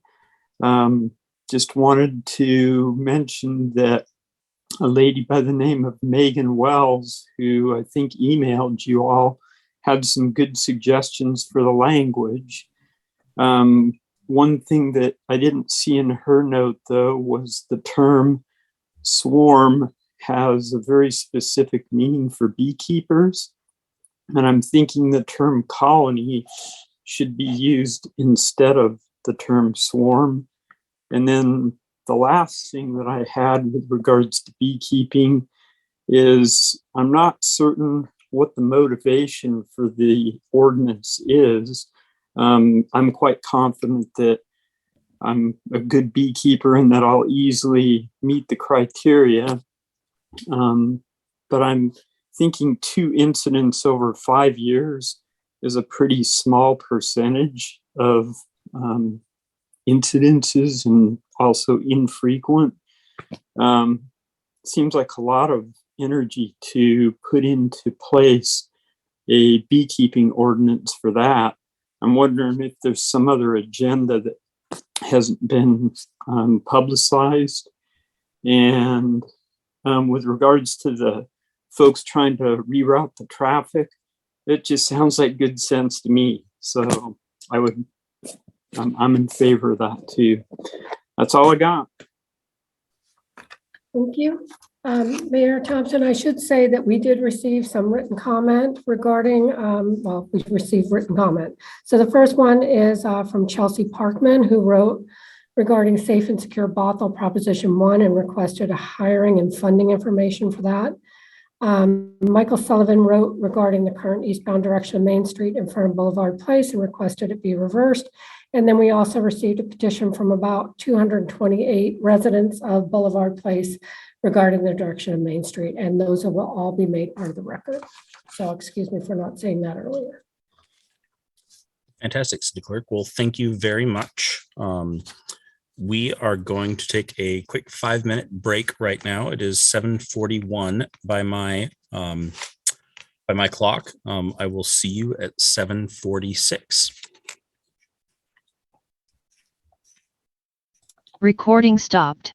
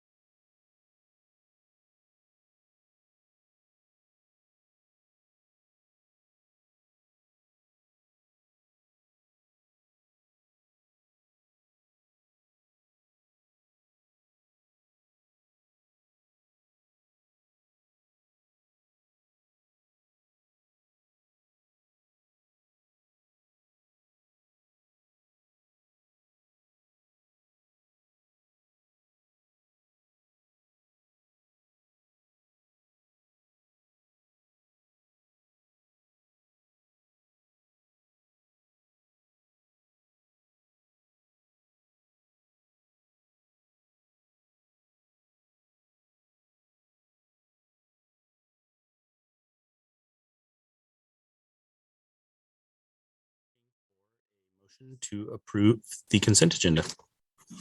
Deputy Mayor? I move to approve the consent agenda.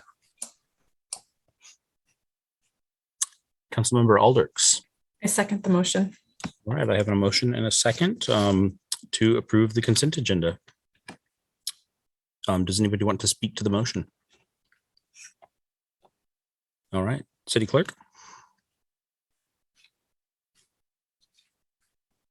Oop, you're muted.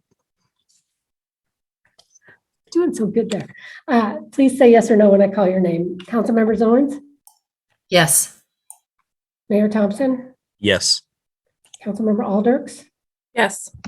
Councilmember McNeil, Yes. Councilmember Menke, Yes. Deputy Mayor Alcabra, Yes. passes 6-0. Fantastic, thank you. All right, I am going to move to Agenda Bill 22087. I'm going to open the public hearing to consider adding residential hobby beekeeping in the municipal code.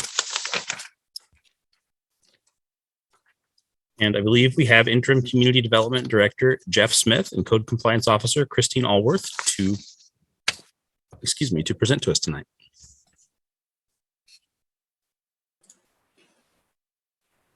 Yes, hello. Thank you so much for having me. My name is Christine Allworth. I am the Code Compliance Officer for the City of Bothell in the Community Development Department. I will be giving you just a brief short presentation tonight in regards to hobby beekeeping, residential hobby beekeeping. Give me just one moment, please, here. So that I can share my screen with you.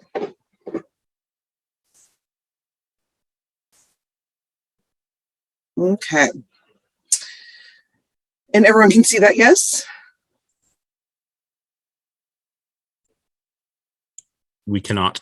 You cannot. Okay. Well, shoot. Give me just 1 second, please.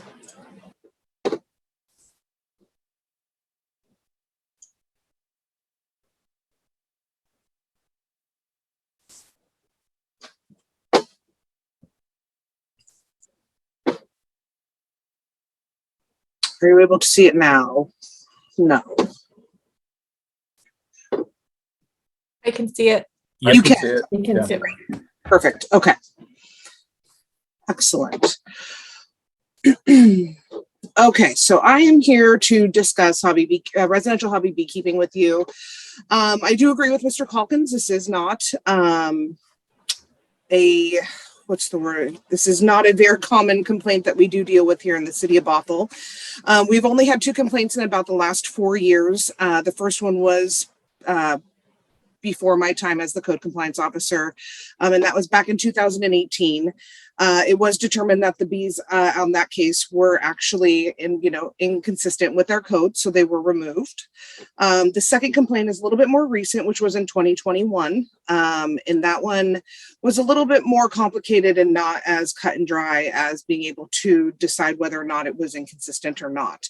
The neighbors next door to this hobby beekeeper were upset. They were not able to use their backyard. They just really were not enjoying having the bees in the neighborhood around them. The hobby beekeeper in question was very nice, very approachable, and very knowledgeable. And he was always willing to help. It was discovered during that time that there was actually some wild hives in the neighborhood that he did actually remove and relocate for them so that they were no longer a nuisance to the neighborhood and they were not in fact his bees. With this case specifically, I kind of dove in and did a little bit more research, and I did notice that Bothell is actually the only jurisdiction in our surrounding areas that does not have a hobby beekeeping code section. I looked all over from King County, Spokane Valley, or Walla Walla, Cle Elum, and then I ultimately, what I did was I went a little closer to home in cities that are more like the city of Bothell. And that's where I started looking into this code section as well. We did have a very small code section in the Bothell BMC right now that we do currently still have, but it does fall under agricultural purposes. And it's just a very small section basically stating that if you are a hobby, or a beekeeper in general, not even a hobby beekeeper, that you have to have a minimum of a half-acre lot for agricultural purposes. Well, the beekeeper in question in the case of 2021 was not keeping bees for agricultural purposes, so that code did not apply to him. So therefore, it was very hard for me to enforce anything when it came to this complaint because we don't have anything to address this. And like I said, Bothell is one of the few cities that does not have any sort of residential hobby beekeeping codes. So when putting this together, I went a little closer to home and I did pull from Kirkland, Kenmore, Redmond, and Seattle. I did not reinvent the wheel when doing this. All of these cities have very similar verbiage and code sections. So I pulled from each one of those as they are most like our cities. So obviously Spokane Valley and Walla Walla is a little bit different than us. So this is where we did pull from. We did take recommendations from Planning Commission, the Northwest District Beekeepers Association president and their members, and also local beekeepers such as Mr. Calkins. I did have conversations with him and he did attend the Planning Commission meetings and public hearing. But the intent of this amendment, we don't have any sort of hidden agenda or anything. It's just basically to help me, if we do come across any sort of complaints again, to have some sort of code section to address any concerns or any complaints or any nuisance complaints that I do get, because I was not able to address the 2021 complaint. Thankfully, it resolved itself as that beekeeper was downsizing and moving out of the city of Bothell. So when he did move, he took his bees with him. So that complaint was resolved on its own. But again, this is just for me to be able to enforce, and we can provide clear expectations to the public of what we're expecting. So I will take any questions if you guys have it.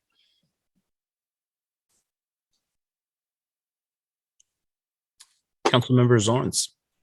Oh, of course I'm going to have questions because pollinators, I'm one of their biggest fans. So thank you very much for putting this together.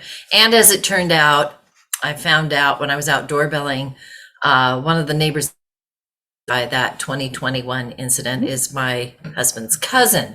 So small world.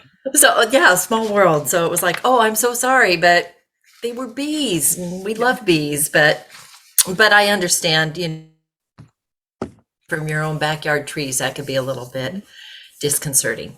So I have a few questions and clarifications and get your input. I just that the city has had this conversation when we're putting this together, and maybe we'll encourage ways to look at pollinators in the city.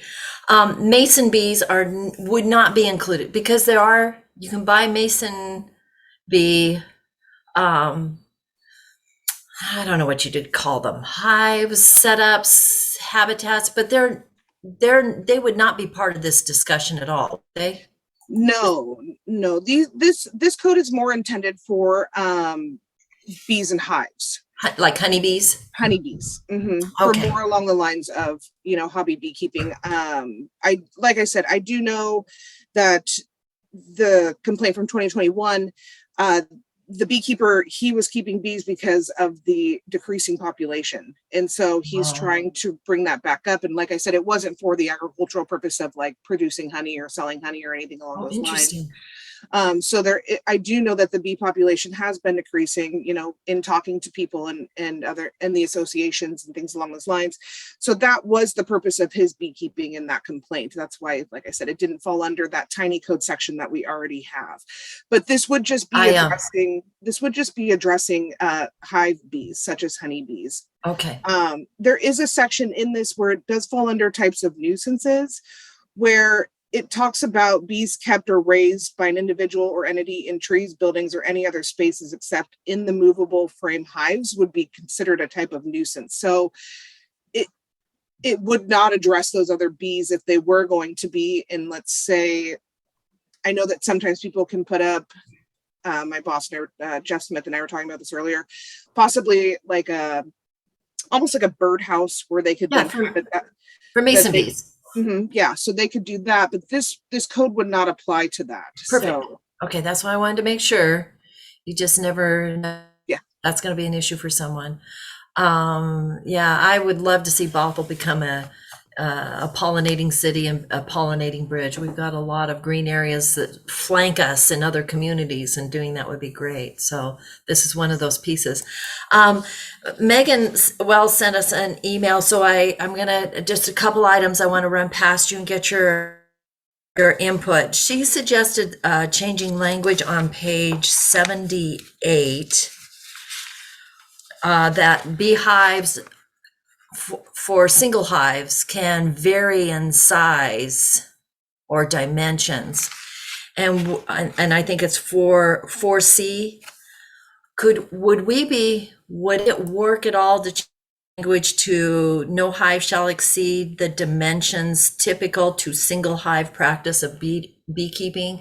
And then that allows for variation in different hives that are constructed, as long as it stays with a single hive. That's definitely something we can look into. I'm not a bee expert or a hive expert, to be quite honest with you. So my knowledge on that is not extremely large, to be quite honest with you. That's absolutely something we can look into, and we can possibly address and make changes to. Okay, I would appreciate that. I am not a bee expert. I'm a bee appreciator. Yeah. But yeah, no, I'm not a bee expert. So yeah, if we were able to strike out the word standard, and because I think typical kind of speaks to typical tied with single hive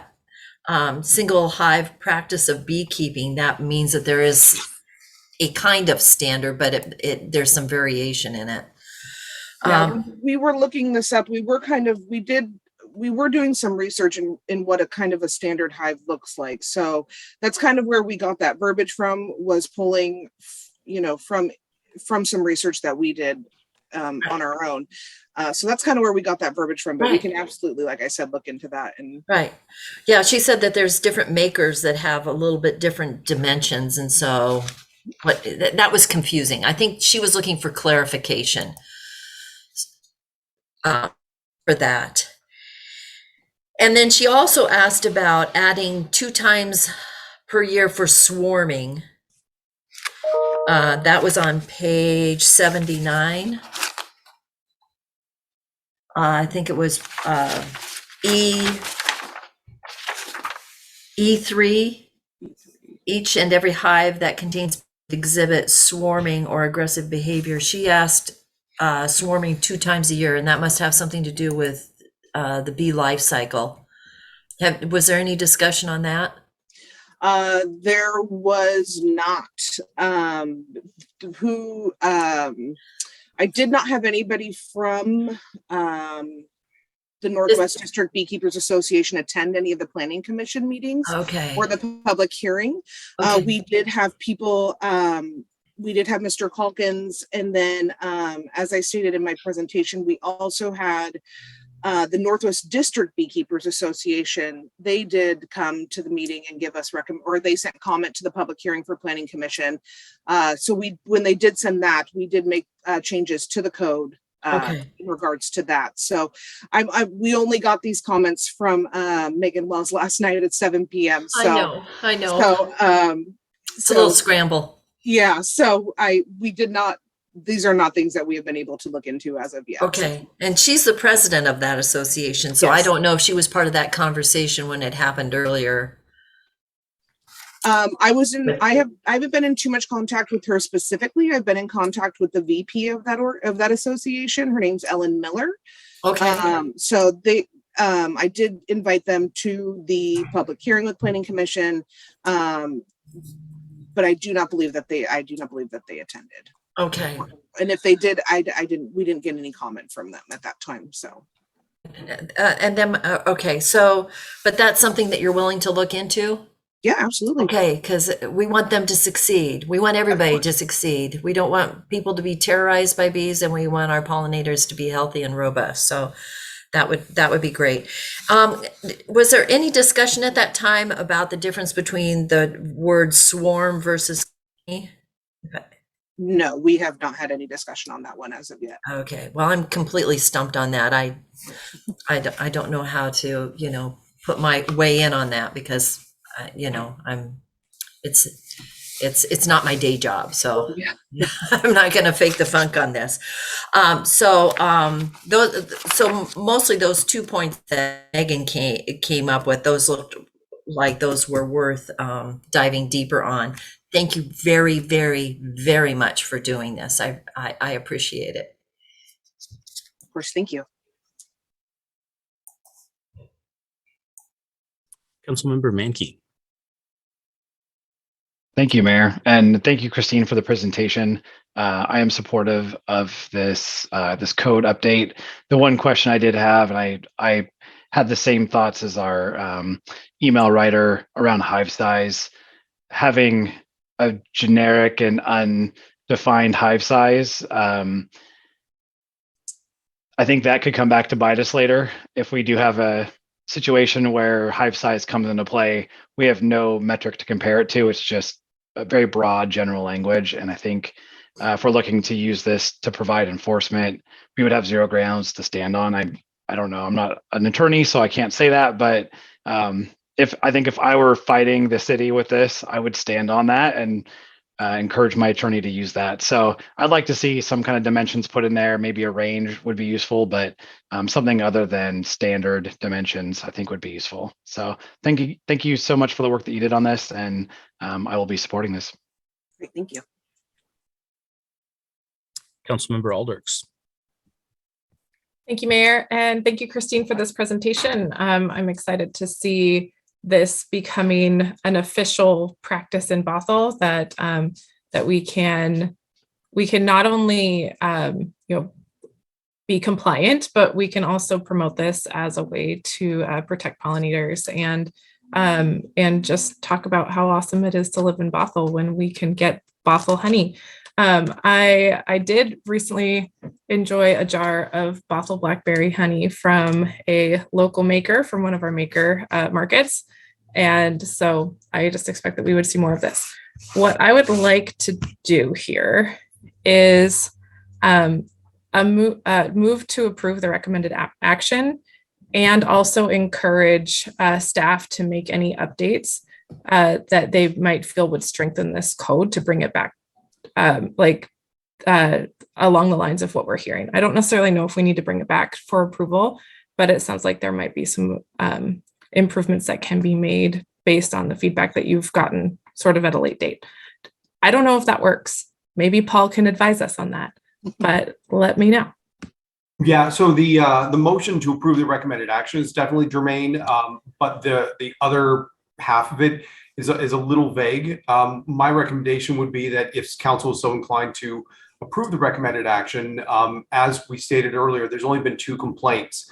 And so a lot of times this is through trial and error. As Ms. Allworth said, she contacted other jurisdictions to see what they do. And so we're not really reinventing the wheel here. And I think in response to Councilmember Mankey's response that might bite us, I think it might sting us, but not bite us. And I think also with the enforcement action, if we were to take it, we would definitely consult experts as witnesses that could then provide that standard for the court should it go that far. But at this point, I don't think the motion in the 2 parts as stated is appropriate. But we definitely would bring it back if there were problems. We've done that before with other parts of the code, that as we learn more, as you know better, you do. As you do better, what is it? As you know When better, you know better, you do better. Maya Angelou. Yeah, exactly. So that's the philosophy that we take with code enforcement and with the Bothell Municipal Code. So. All right. I'm fine with that. So I will move to the recommended action. Move to approve. I see Laura's hand. Sorry. Sorry. I didn't mean to interrupt that this is a public hearing, so we do need. Oh, it has to be closed first. Thank it you. doesn't have to be closed, but we do need to ask if there's anyone in the audience wishes to speak to it. But before we do that, we also have Deputy Mayor Alcabra has raised his hand. I'm guessing he was going to second. Oh, okay. So do you want me to call on that? Is there anybody on council that wants to say something that hasn't yet? All right.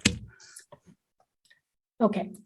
So for public comment, as was mentioned before, we had Megan Wells who wrote in regarding section 4 of the proposed ordinance and requested additional clarification to hive size, adequate space, and swarming. And we heard earlier under public comment from Mark regarding using the word colony versus swarm. And with that, I will ask if there's anyone else in the audience, the attendees that would wish to speak to this issue, please use the raise hand function. Give them a minute to do that.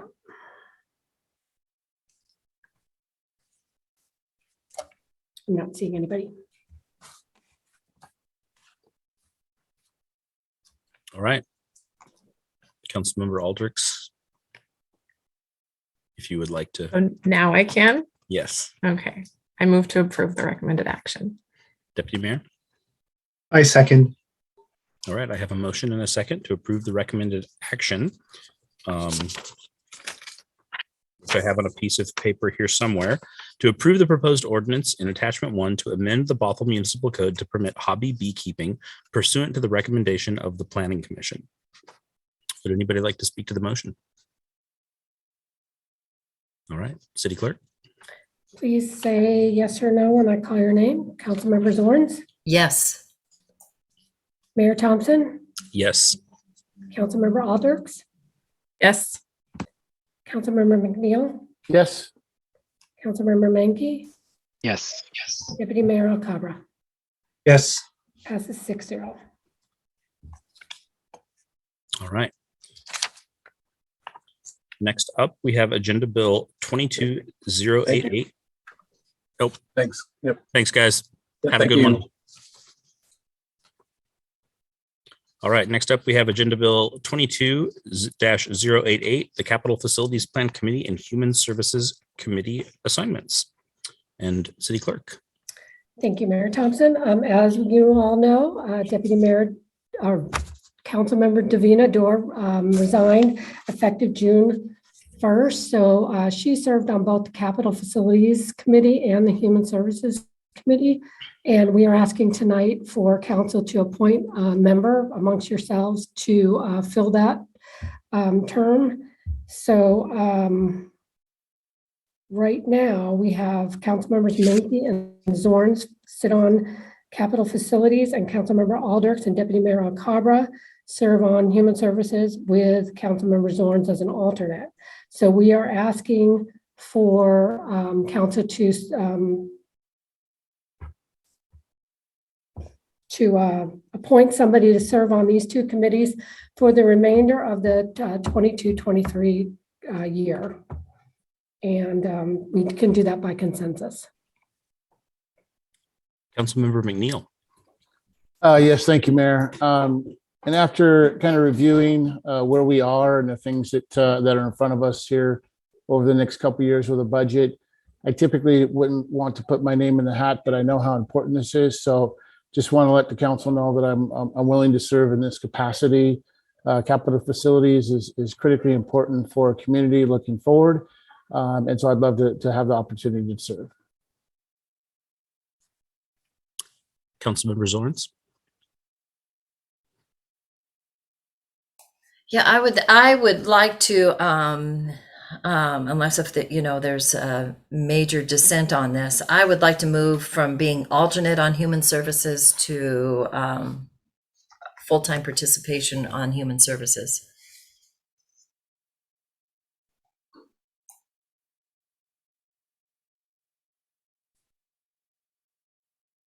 We are going to need an alternate for Human Services. Councilmember Menke. I could step in as alternate, as I figure you probably have many, many meetings and don't need another one. All the meetings. I can say that Capital Facilities had a kickoff meeting on May 24th, and they've got meetings scheduled for July 28th, September 8th, and September 22nd. And Human Services meets the fourth Monday of the month from 4 to 5 p.m. Councilmember McNeil, Thank you for raising your hand to serve on the Capital Facilities Planning Committee. I too would like to serve on the Capital Facilities Planning Committee. There's a lot going on with infrastructure and looping the bike plan into the capital facilities plan that I am keenly interested in. And I'd love to have a front row seat for that. So I don't know how strongly you feel about wanting to be on that committee or not.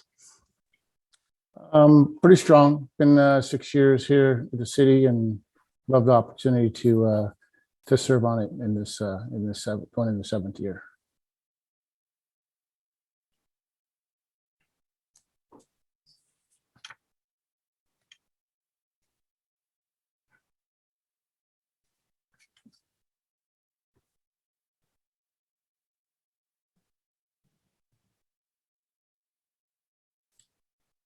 All right, well, I think we can probably take a motion for the Human Services Commission.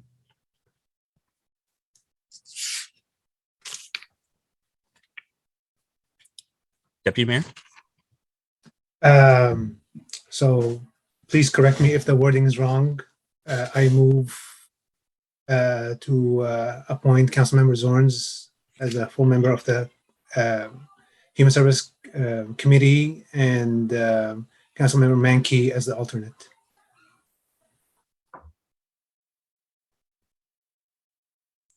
Councilmember McNeil? I'll second that. All right, I have a motion on the floor from Deputy Mayor Alcabra and a second by Councilmember McNeil. Would anybody like to speak to the motion? All right.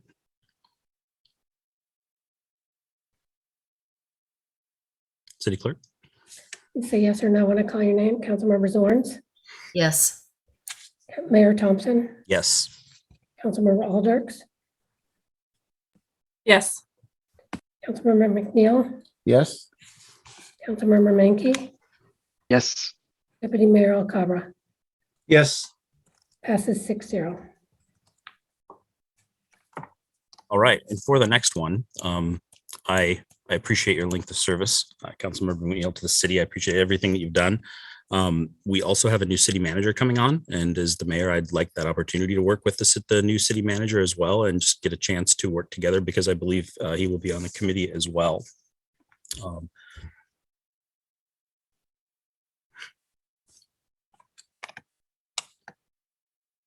And this is the awkward part. Do we just Councilmember Zorns? Well, this is a hard one. I will tell you, I will lean towards Councilmember McNeil because he's our last brain trust that knows where we've been long term here in Bothell, and he's got a lot of experience with a lot of different things that pull at capital facilities. It's not just the bike plan. It's not just, patching our street, creating new streets. It's a lot. He also has interest in getting a community center in here and making that a priority. So as much as I see value in what you're saying, I think that we would really benefit from having Councilmember McNeil and his input in this position.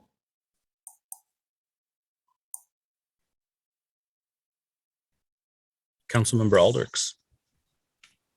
Thank you. I do not desire to be out of order here, but I would like to understand how it works better when a new council member is appointed, because at some point in the next few months, a new council member will join us. And then are we going to revisit this conversation about committees so that new council member has the opportunity to join some committees, just like, those of us who are new were able to join committees when we first joined council? The short answer is I don't know. This is a bit unprecedented, and I reviewed the protocol manual, and I don't think it speaks to council committee assignments. And so I think it's up to the will of the council if at the time that the new council member is appointed, if anyone would like to resign their position on any of their committees in order to allow for the new council member to serve on those committees. I, not related to city business, but in other organizations, had positions that I did not care for, that I was happy to resign once a new board member joined. But up to that, other than that, it's up to the city council to decide.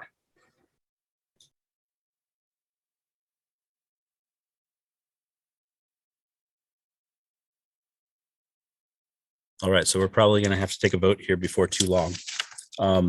My experience when I was new on council is I was on PIC, and Councilmember McNeil requested that I step down so that he could continue to be on PIC, and I did so. And I was happy to do so then. And this is something that I would really like to be a part of.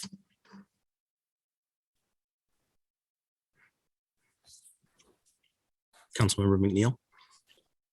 Thank you, Mayor. And I'd just like to add to the fact of stepping down. I asked to continue to do the things that I was working on at PIC. It wasn't a matter of you stepping down. It was a matter of me continuing the work that I had set out to do, which I have done. And I thank you for allowing me to continue to do that work. And as we go forward, you know, there's a lot of meetings and things that you're involved in as the mayor of the community. And there's things that I think that I can lend my voice to, as well as being somebody who's been on council for 7 years. And there is a lot of capital projects that are in front of us. There's a lot of transportation things that are in front of us. And I have served on many, many transportation committees. I've served on a lot of the PSRC executive committees and things like that regionally. And so I'd like to make sure that I lend my voice to this committee, the Capital Facilities Plan Committee, going forward, at least for this next year and a half. Councilmember Mankey. Thank you, Mayor.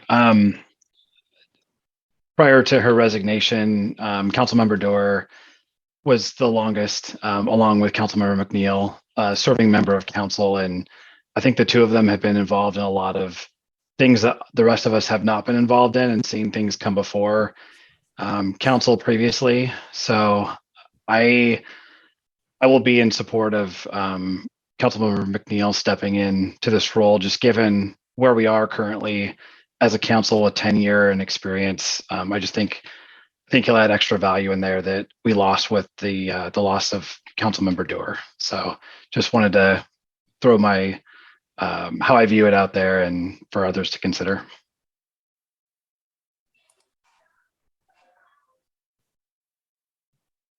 Deputy Mayor. Thank you, Mayor. I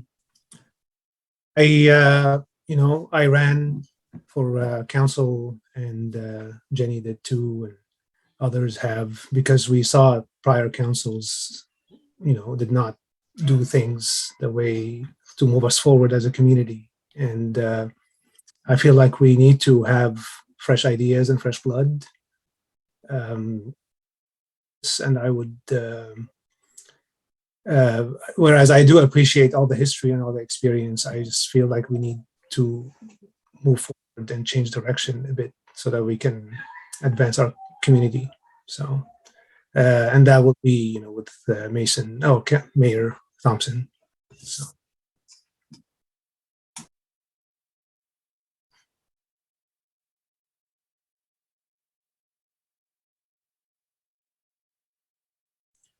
Do we want to make a motion, or Councilmember McNeil, do you want to chat about this offline after the meeting and bring this back at a future meeting? Sure, more than happy to do that, Mayor. Seems like we might be at an impasse tonight, so I would vote for skip the performative 3-3 votes, and let's just have a conversation about it and see what we can't figure out. Let's look forward to it. Thank you, Mayor. Perfect.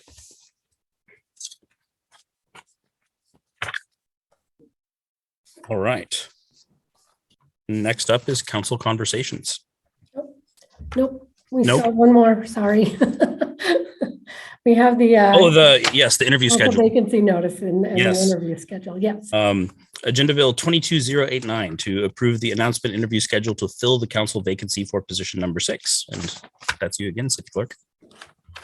Right. Thank you, Mayor Thompson. So before you tonight is the council vacancy notification and the proposed timeline to fill the vacancy. So we are asking council to approve the vacancy notification and the proposed timeline. I have a couple meetings on there, a couple dates on there, one for Tuesday, July 2nd or July 12th for council candidate interviews, and July 19th for candidate interviews if necessary. But we could also certainly schedule a special meeting in July. We do have to have this appointment filled by August 29th. Otherwise, it goes to county council and they have an additional 90 days to fill it. So we are kind of on a tight schedule with the August break that's coming up. So I'm asking council to do that tonight. And once we have that date for the for candidate interviews, we will do the council vacancy notification. And if that can be approved tonight, then we can get that to the paper. It'll be published on Friday. And the deadline to apply would be July 1, which would be 3 weeks to apply. And then the other thing is the application itself. And there's some questions on there that we are asking council if you approve those and if we can move forward or you have any changes with those as well.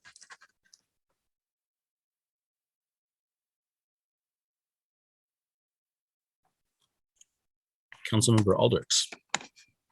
Thank you, Mayor, and thank you, Laura, for leading us through through this discussion. And of the items that you asked about, my strongest opinion is that I'm perfectly content with the questions that as they were laid out.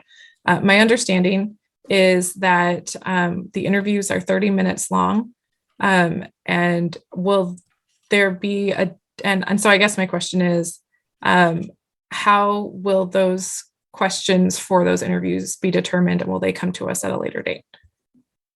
So per the protocol manual, it does say that each council member can submit one question to be asked by the candidates and by the council to the candidates. And because of the OPMA rules, we are asking that council submit that question to the city clerk instead of the mayor, so that then we can give them to you all at once prior to the interviews. And then we would have obviously the interviews, and each council member would ask that question for each candidate. And so once we know the interview date, then we can give a deadline to submit your questions to the city clerk's office. Thank you for reviewing that. I appreciate it. His staff talked about potentially doing special meetings for these. I know our meetings in July are going to be pretty crowded. Well, so we have the July 5th now still on the table, July 12th and July 19th. So we could add them to one of the interviews to one of those. I do have the projected agendas for the July 12th and the July 19th. If we could see if we have the July 5th meeting, we could see if any of these items on the July 12th projected agenda could be moved to the 5th, and then we could just leave the 12th for the candidate interviews. But I would have to, poll staff on that one and see what can be moved. Same goes for the 19th. Right now, the July 12th meeting with 3 hours for candidate interviews is at 3 hours and 50 minutes estimated. And if we had it on the 19th, then we'd be up 4 hours for the 19th if we had the candidate interviews that evening. So we would have to find out if we could move some of that around, or council could propose a special meeting date that's not one of those. Councilmember Zorns. Well, everyone's asking some good questions here. I guess whether or not we have a special meeting for it depends on how many people want to come to the interviews. If we just have a handful of people who apply, it'll be a little less complicated and burdensome on our schedule. So I guess kind of hold out and wait and see how many interviews get turned in on July 1st would be my input. And Councilmember Zorns, the protocol manual does address that, so that if we have more than 6 people apply, council could decide which of the, which 6 they want to interview versus interviewing all of them. But of course, they can certainly interview all of them. Right. And how many we get. Okay. But I kind of need to know when the candidate interviews are going to be, because we're going to put that in the notice of vacancy. So we kind of need to. I like what you have. decide that. I like what you have there. At this point, it seems to work.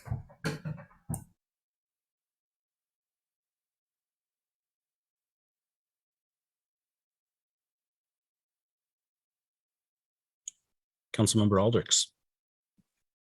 To answer your question, Clerk, about limiting the number of people we interview, I'm fine with that. The idea that if, say we get 18 people applying, I don't know if we'll ever be so lucky, but we would have the opportunity to review those applications and then pick our top 6 for interviews. And that, I believe, would expedite the process. And so I am in support of that if my fellow council members are as well.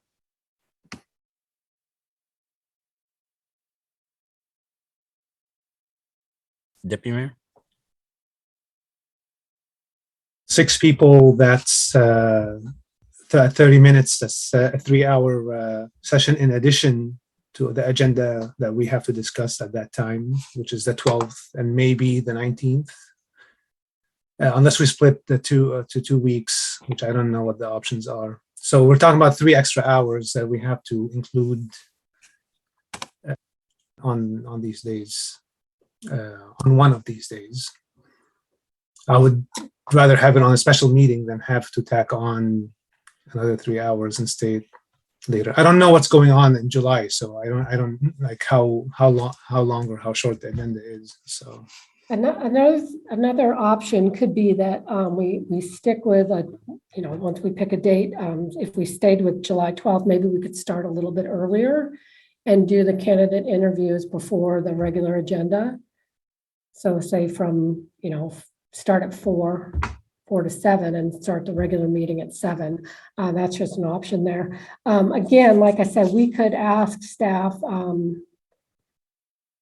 some of these items could move to another date. And then the July 5th meeting is still on the table if council would like that one. But that would be not enough time for obviously the applicants to apply. So that would be moving some of these items off the 12th and 19th onto the 5th. Councilmember McNeil. Thank you, Mayor. Yeah, I think that's a fabulous idea, going a little bit early, then maybe get a break between or something. But I think that's a great idea. And we do still have the 5th that we're not currently planning on meeting on, correct? Or are we planning on meeting on the 5th? City Clerk? Well, I wasn't, I thought we were, I'm going to let Aaron answer that. I know that we talked about combining the 5th and the 21st to the June 28th meeting that we just set, but the 5th is still on the table.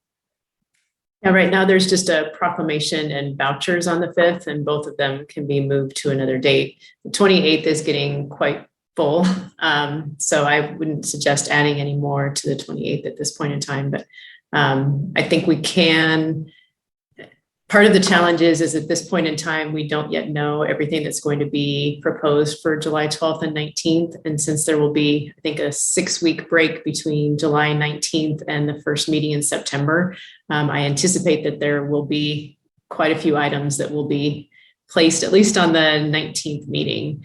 But I think if you do factor in more time, perhaps on the 12th, just in the event that there are, because it will take more than 30 minutes per candidate to interview 6 people with all the ins and outs and all of that and a break in there. So probably factor 3.5 hours if you have 6 candidates at a minimum. And then if you have any additional candidates, it'll be longer than that. So well, yeah, then so we have to could be talk long. and vote and all that stuff too, right? Right. So my recommendation would also be to look at doing a special meeting. I think to have that as an isolated time where you have to focus on the interviews. But that's just from my perspective, similar to how we ran the city manager process. So you can be dedicated to that line of thought for that particular meeting. Deputy Mayor? I was going to ask if am I muted still? It says I'm muted. No. No, I'm not. Okay. I was going to ask because Aaron mentioned that because there's going to be a big long break between July and September, that the July is going to get stacked. And I was wondering if there are, since we're waiting a month and a half anyway for those things that will stack it, if there's anything that can be delayed, also prioritized later, so that we'll do it in September instead of July. If we want to continue just holding the regular council meeting, the dates, not having a special meeting on a Saturday or whatever other day, that we're going to have. But we don't know what's coming in July, so we can't even answer that question. So there you go. Yeah. Councilmember Mankey. Thank you, Mayor. I just wanted to throw in, I'm open to a special meeting for this. I don't mind having a single threaded topic for a meeting. And I think we're going to need, those 3 hours plus additional discussion time. And I'd rather do that when we're all fresh and we're all, we're able to go straight from interviews into discussion and hopefully a decision. So I'm definitely for a special meeting if there is critical mass for that.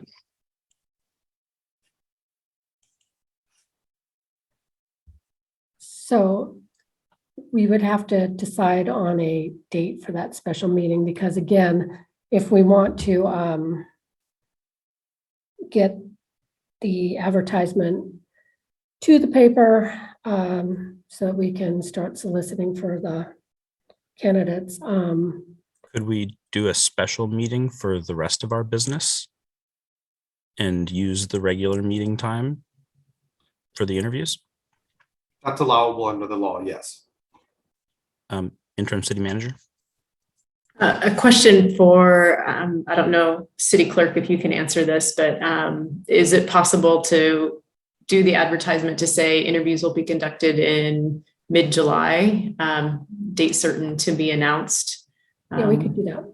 Instead of having to work through it all right now when we don't even know how many candidates we're going to have and that sort of thing, it might be easier. Mm-hmm. Yeah, we could certainly do that.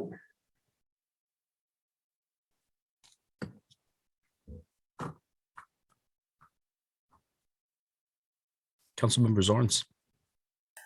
Well, in theory, if July 12th items in theory could be moved to July 5th, is that July 12th or July 14th? I should be able to do math here. 5 + 7. Right. Yes. Yeah, the 12th. So in theory, if we could move, business that we need to get taken care of to July 5th, we might be able to just dedicate July 12th to interviews, maybe.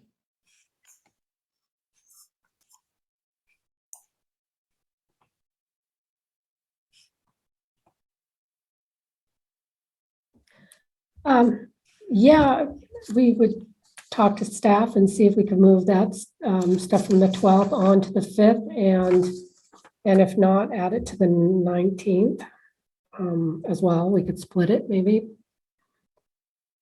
I just don't want to have 7-hour meetings. Like, if we did a special meeting on a random Thursday to do everything that we needed to do but interview, that would be fine too. And we could play it by ear that way as well. Yeah, I think I like interim city manager Leonhardt's idea that we would just maybe revise the notice to say interviews will be sometime to be determined, but sometime in July, mid-July. And then that'd give us time to set a date for a special meeting. I like that. Okay. Deputy Mayor? Just a question, the date and you, Laura, you and Aaron are gonna set that date at the end, or are we gonna have to, you're gonna come back to us? And then we're gonna have to figure out what that date is once we get the applicants in, or do you need to bring this item back to us? I guess that's the question. I don't think so. I think Okay. once we Sounds decide good. on the meeting date, obviously we'll have to publish a special meeting notice for that, which we will do. And then we would just convene that and schedule the interviews. Sounds good. And does anybody have any other questions on the application itself? Are we good with those questions? I'm good with those questions. I think they'll draw out what we want. They're open-ended to give people a chance to describe themselves. Okay. Great. So I guess the recommended action is to approve the vacancy announcement and the interview schedule, which we don't know what that is just yet, but with the modifications we discussed. And along with the application and questions for position number 6. I'd take a motion. Deputy Mayor Alcabra. I move to the recommended action. Councilmember Zorns. Second. All right, I have a motion from Deputy Mayor Alcabra and a second from Councilmember Zorns to approve the vacancy announcement and tentative interview schedule along with the application and supplemental questions for council position number 6. Would anybody like to speak to the motion? All right, City Clerk. Please say yes or no when I call your name. Councilmember Zorns? Yes. Mayor Thompson? Yes. Councilmember Alders? Yes. Councilmember McNeil? Yes. Councilmember Menke? Yes. Deputy Mayor Alcabra? Yes. Passes 6-0. Thank you. We will be in touch. Thank you, City Clerk. All right. Now we're going to move to council conversations.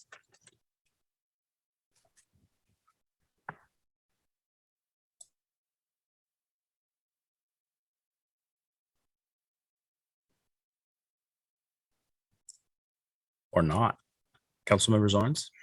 I wasn't going to say anything, but I'm excited for summer when we can hang out with, I think we're getting some new t-shirts and enjoy the Friday, is it the Friday, Friday nights?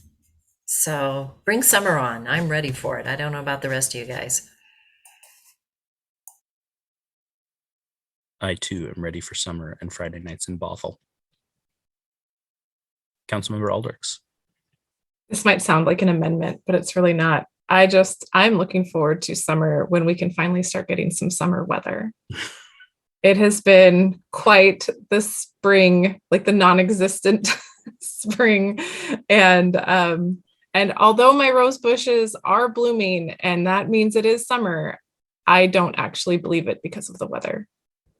We lit a fire the other night because it felt more dreary than anything else. My furnace turned on last night. It's like, what? I had to bring it back down because it was set at a certain temperature. It's like, are you serious? And I like heat. I don't like cold. So it's like, what's going on? You're a dad, so turning the furnace down is like a thing you do. I'm not used to it. I turn it down in the summer when I have the AC running, not when I have that. All right. Well, thanks everybody for the meeting tonight. I think we can adjourn from here. Bye, everyone. Good night.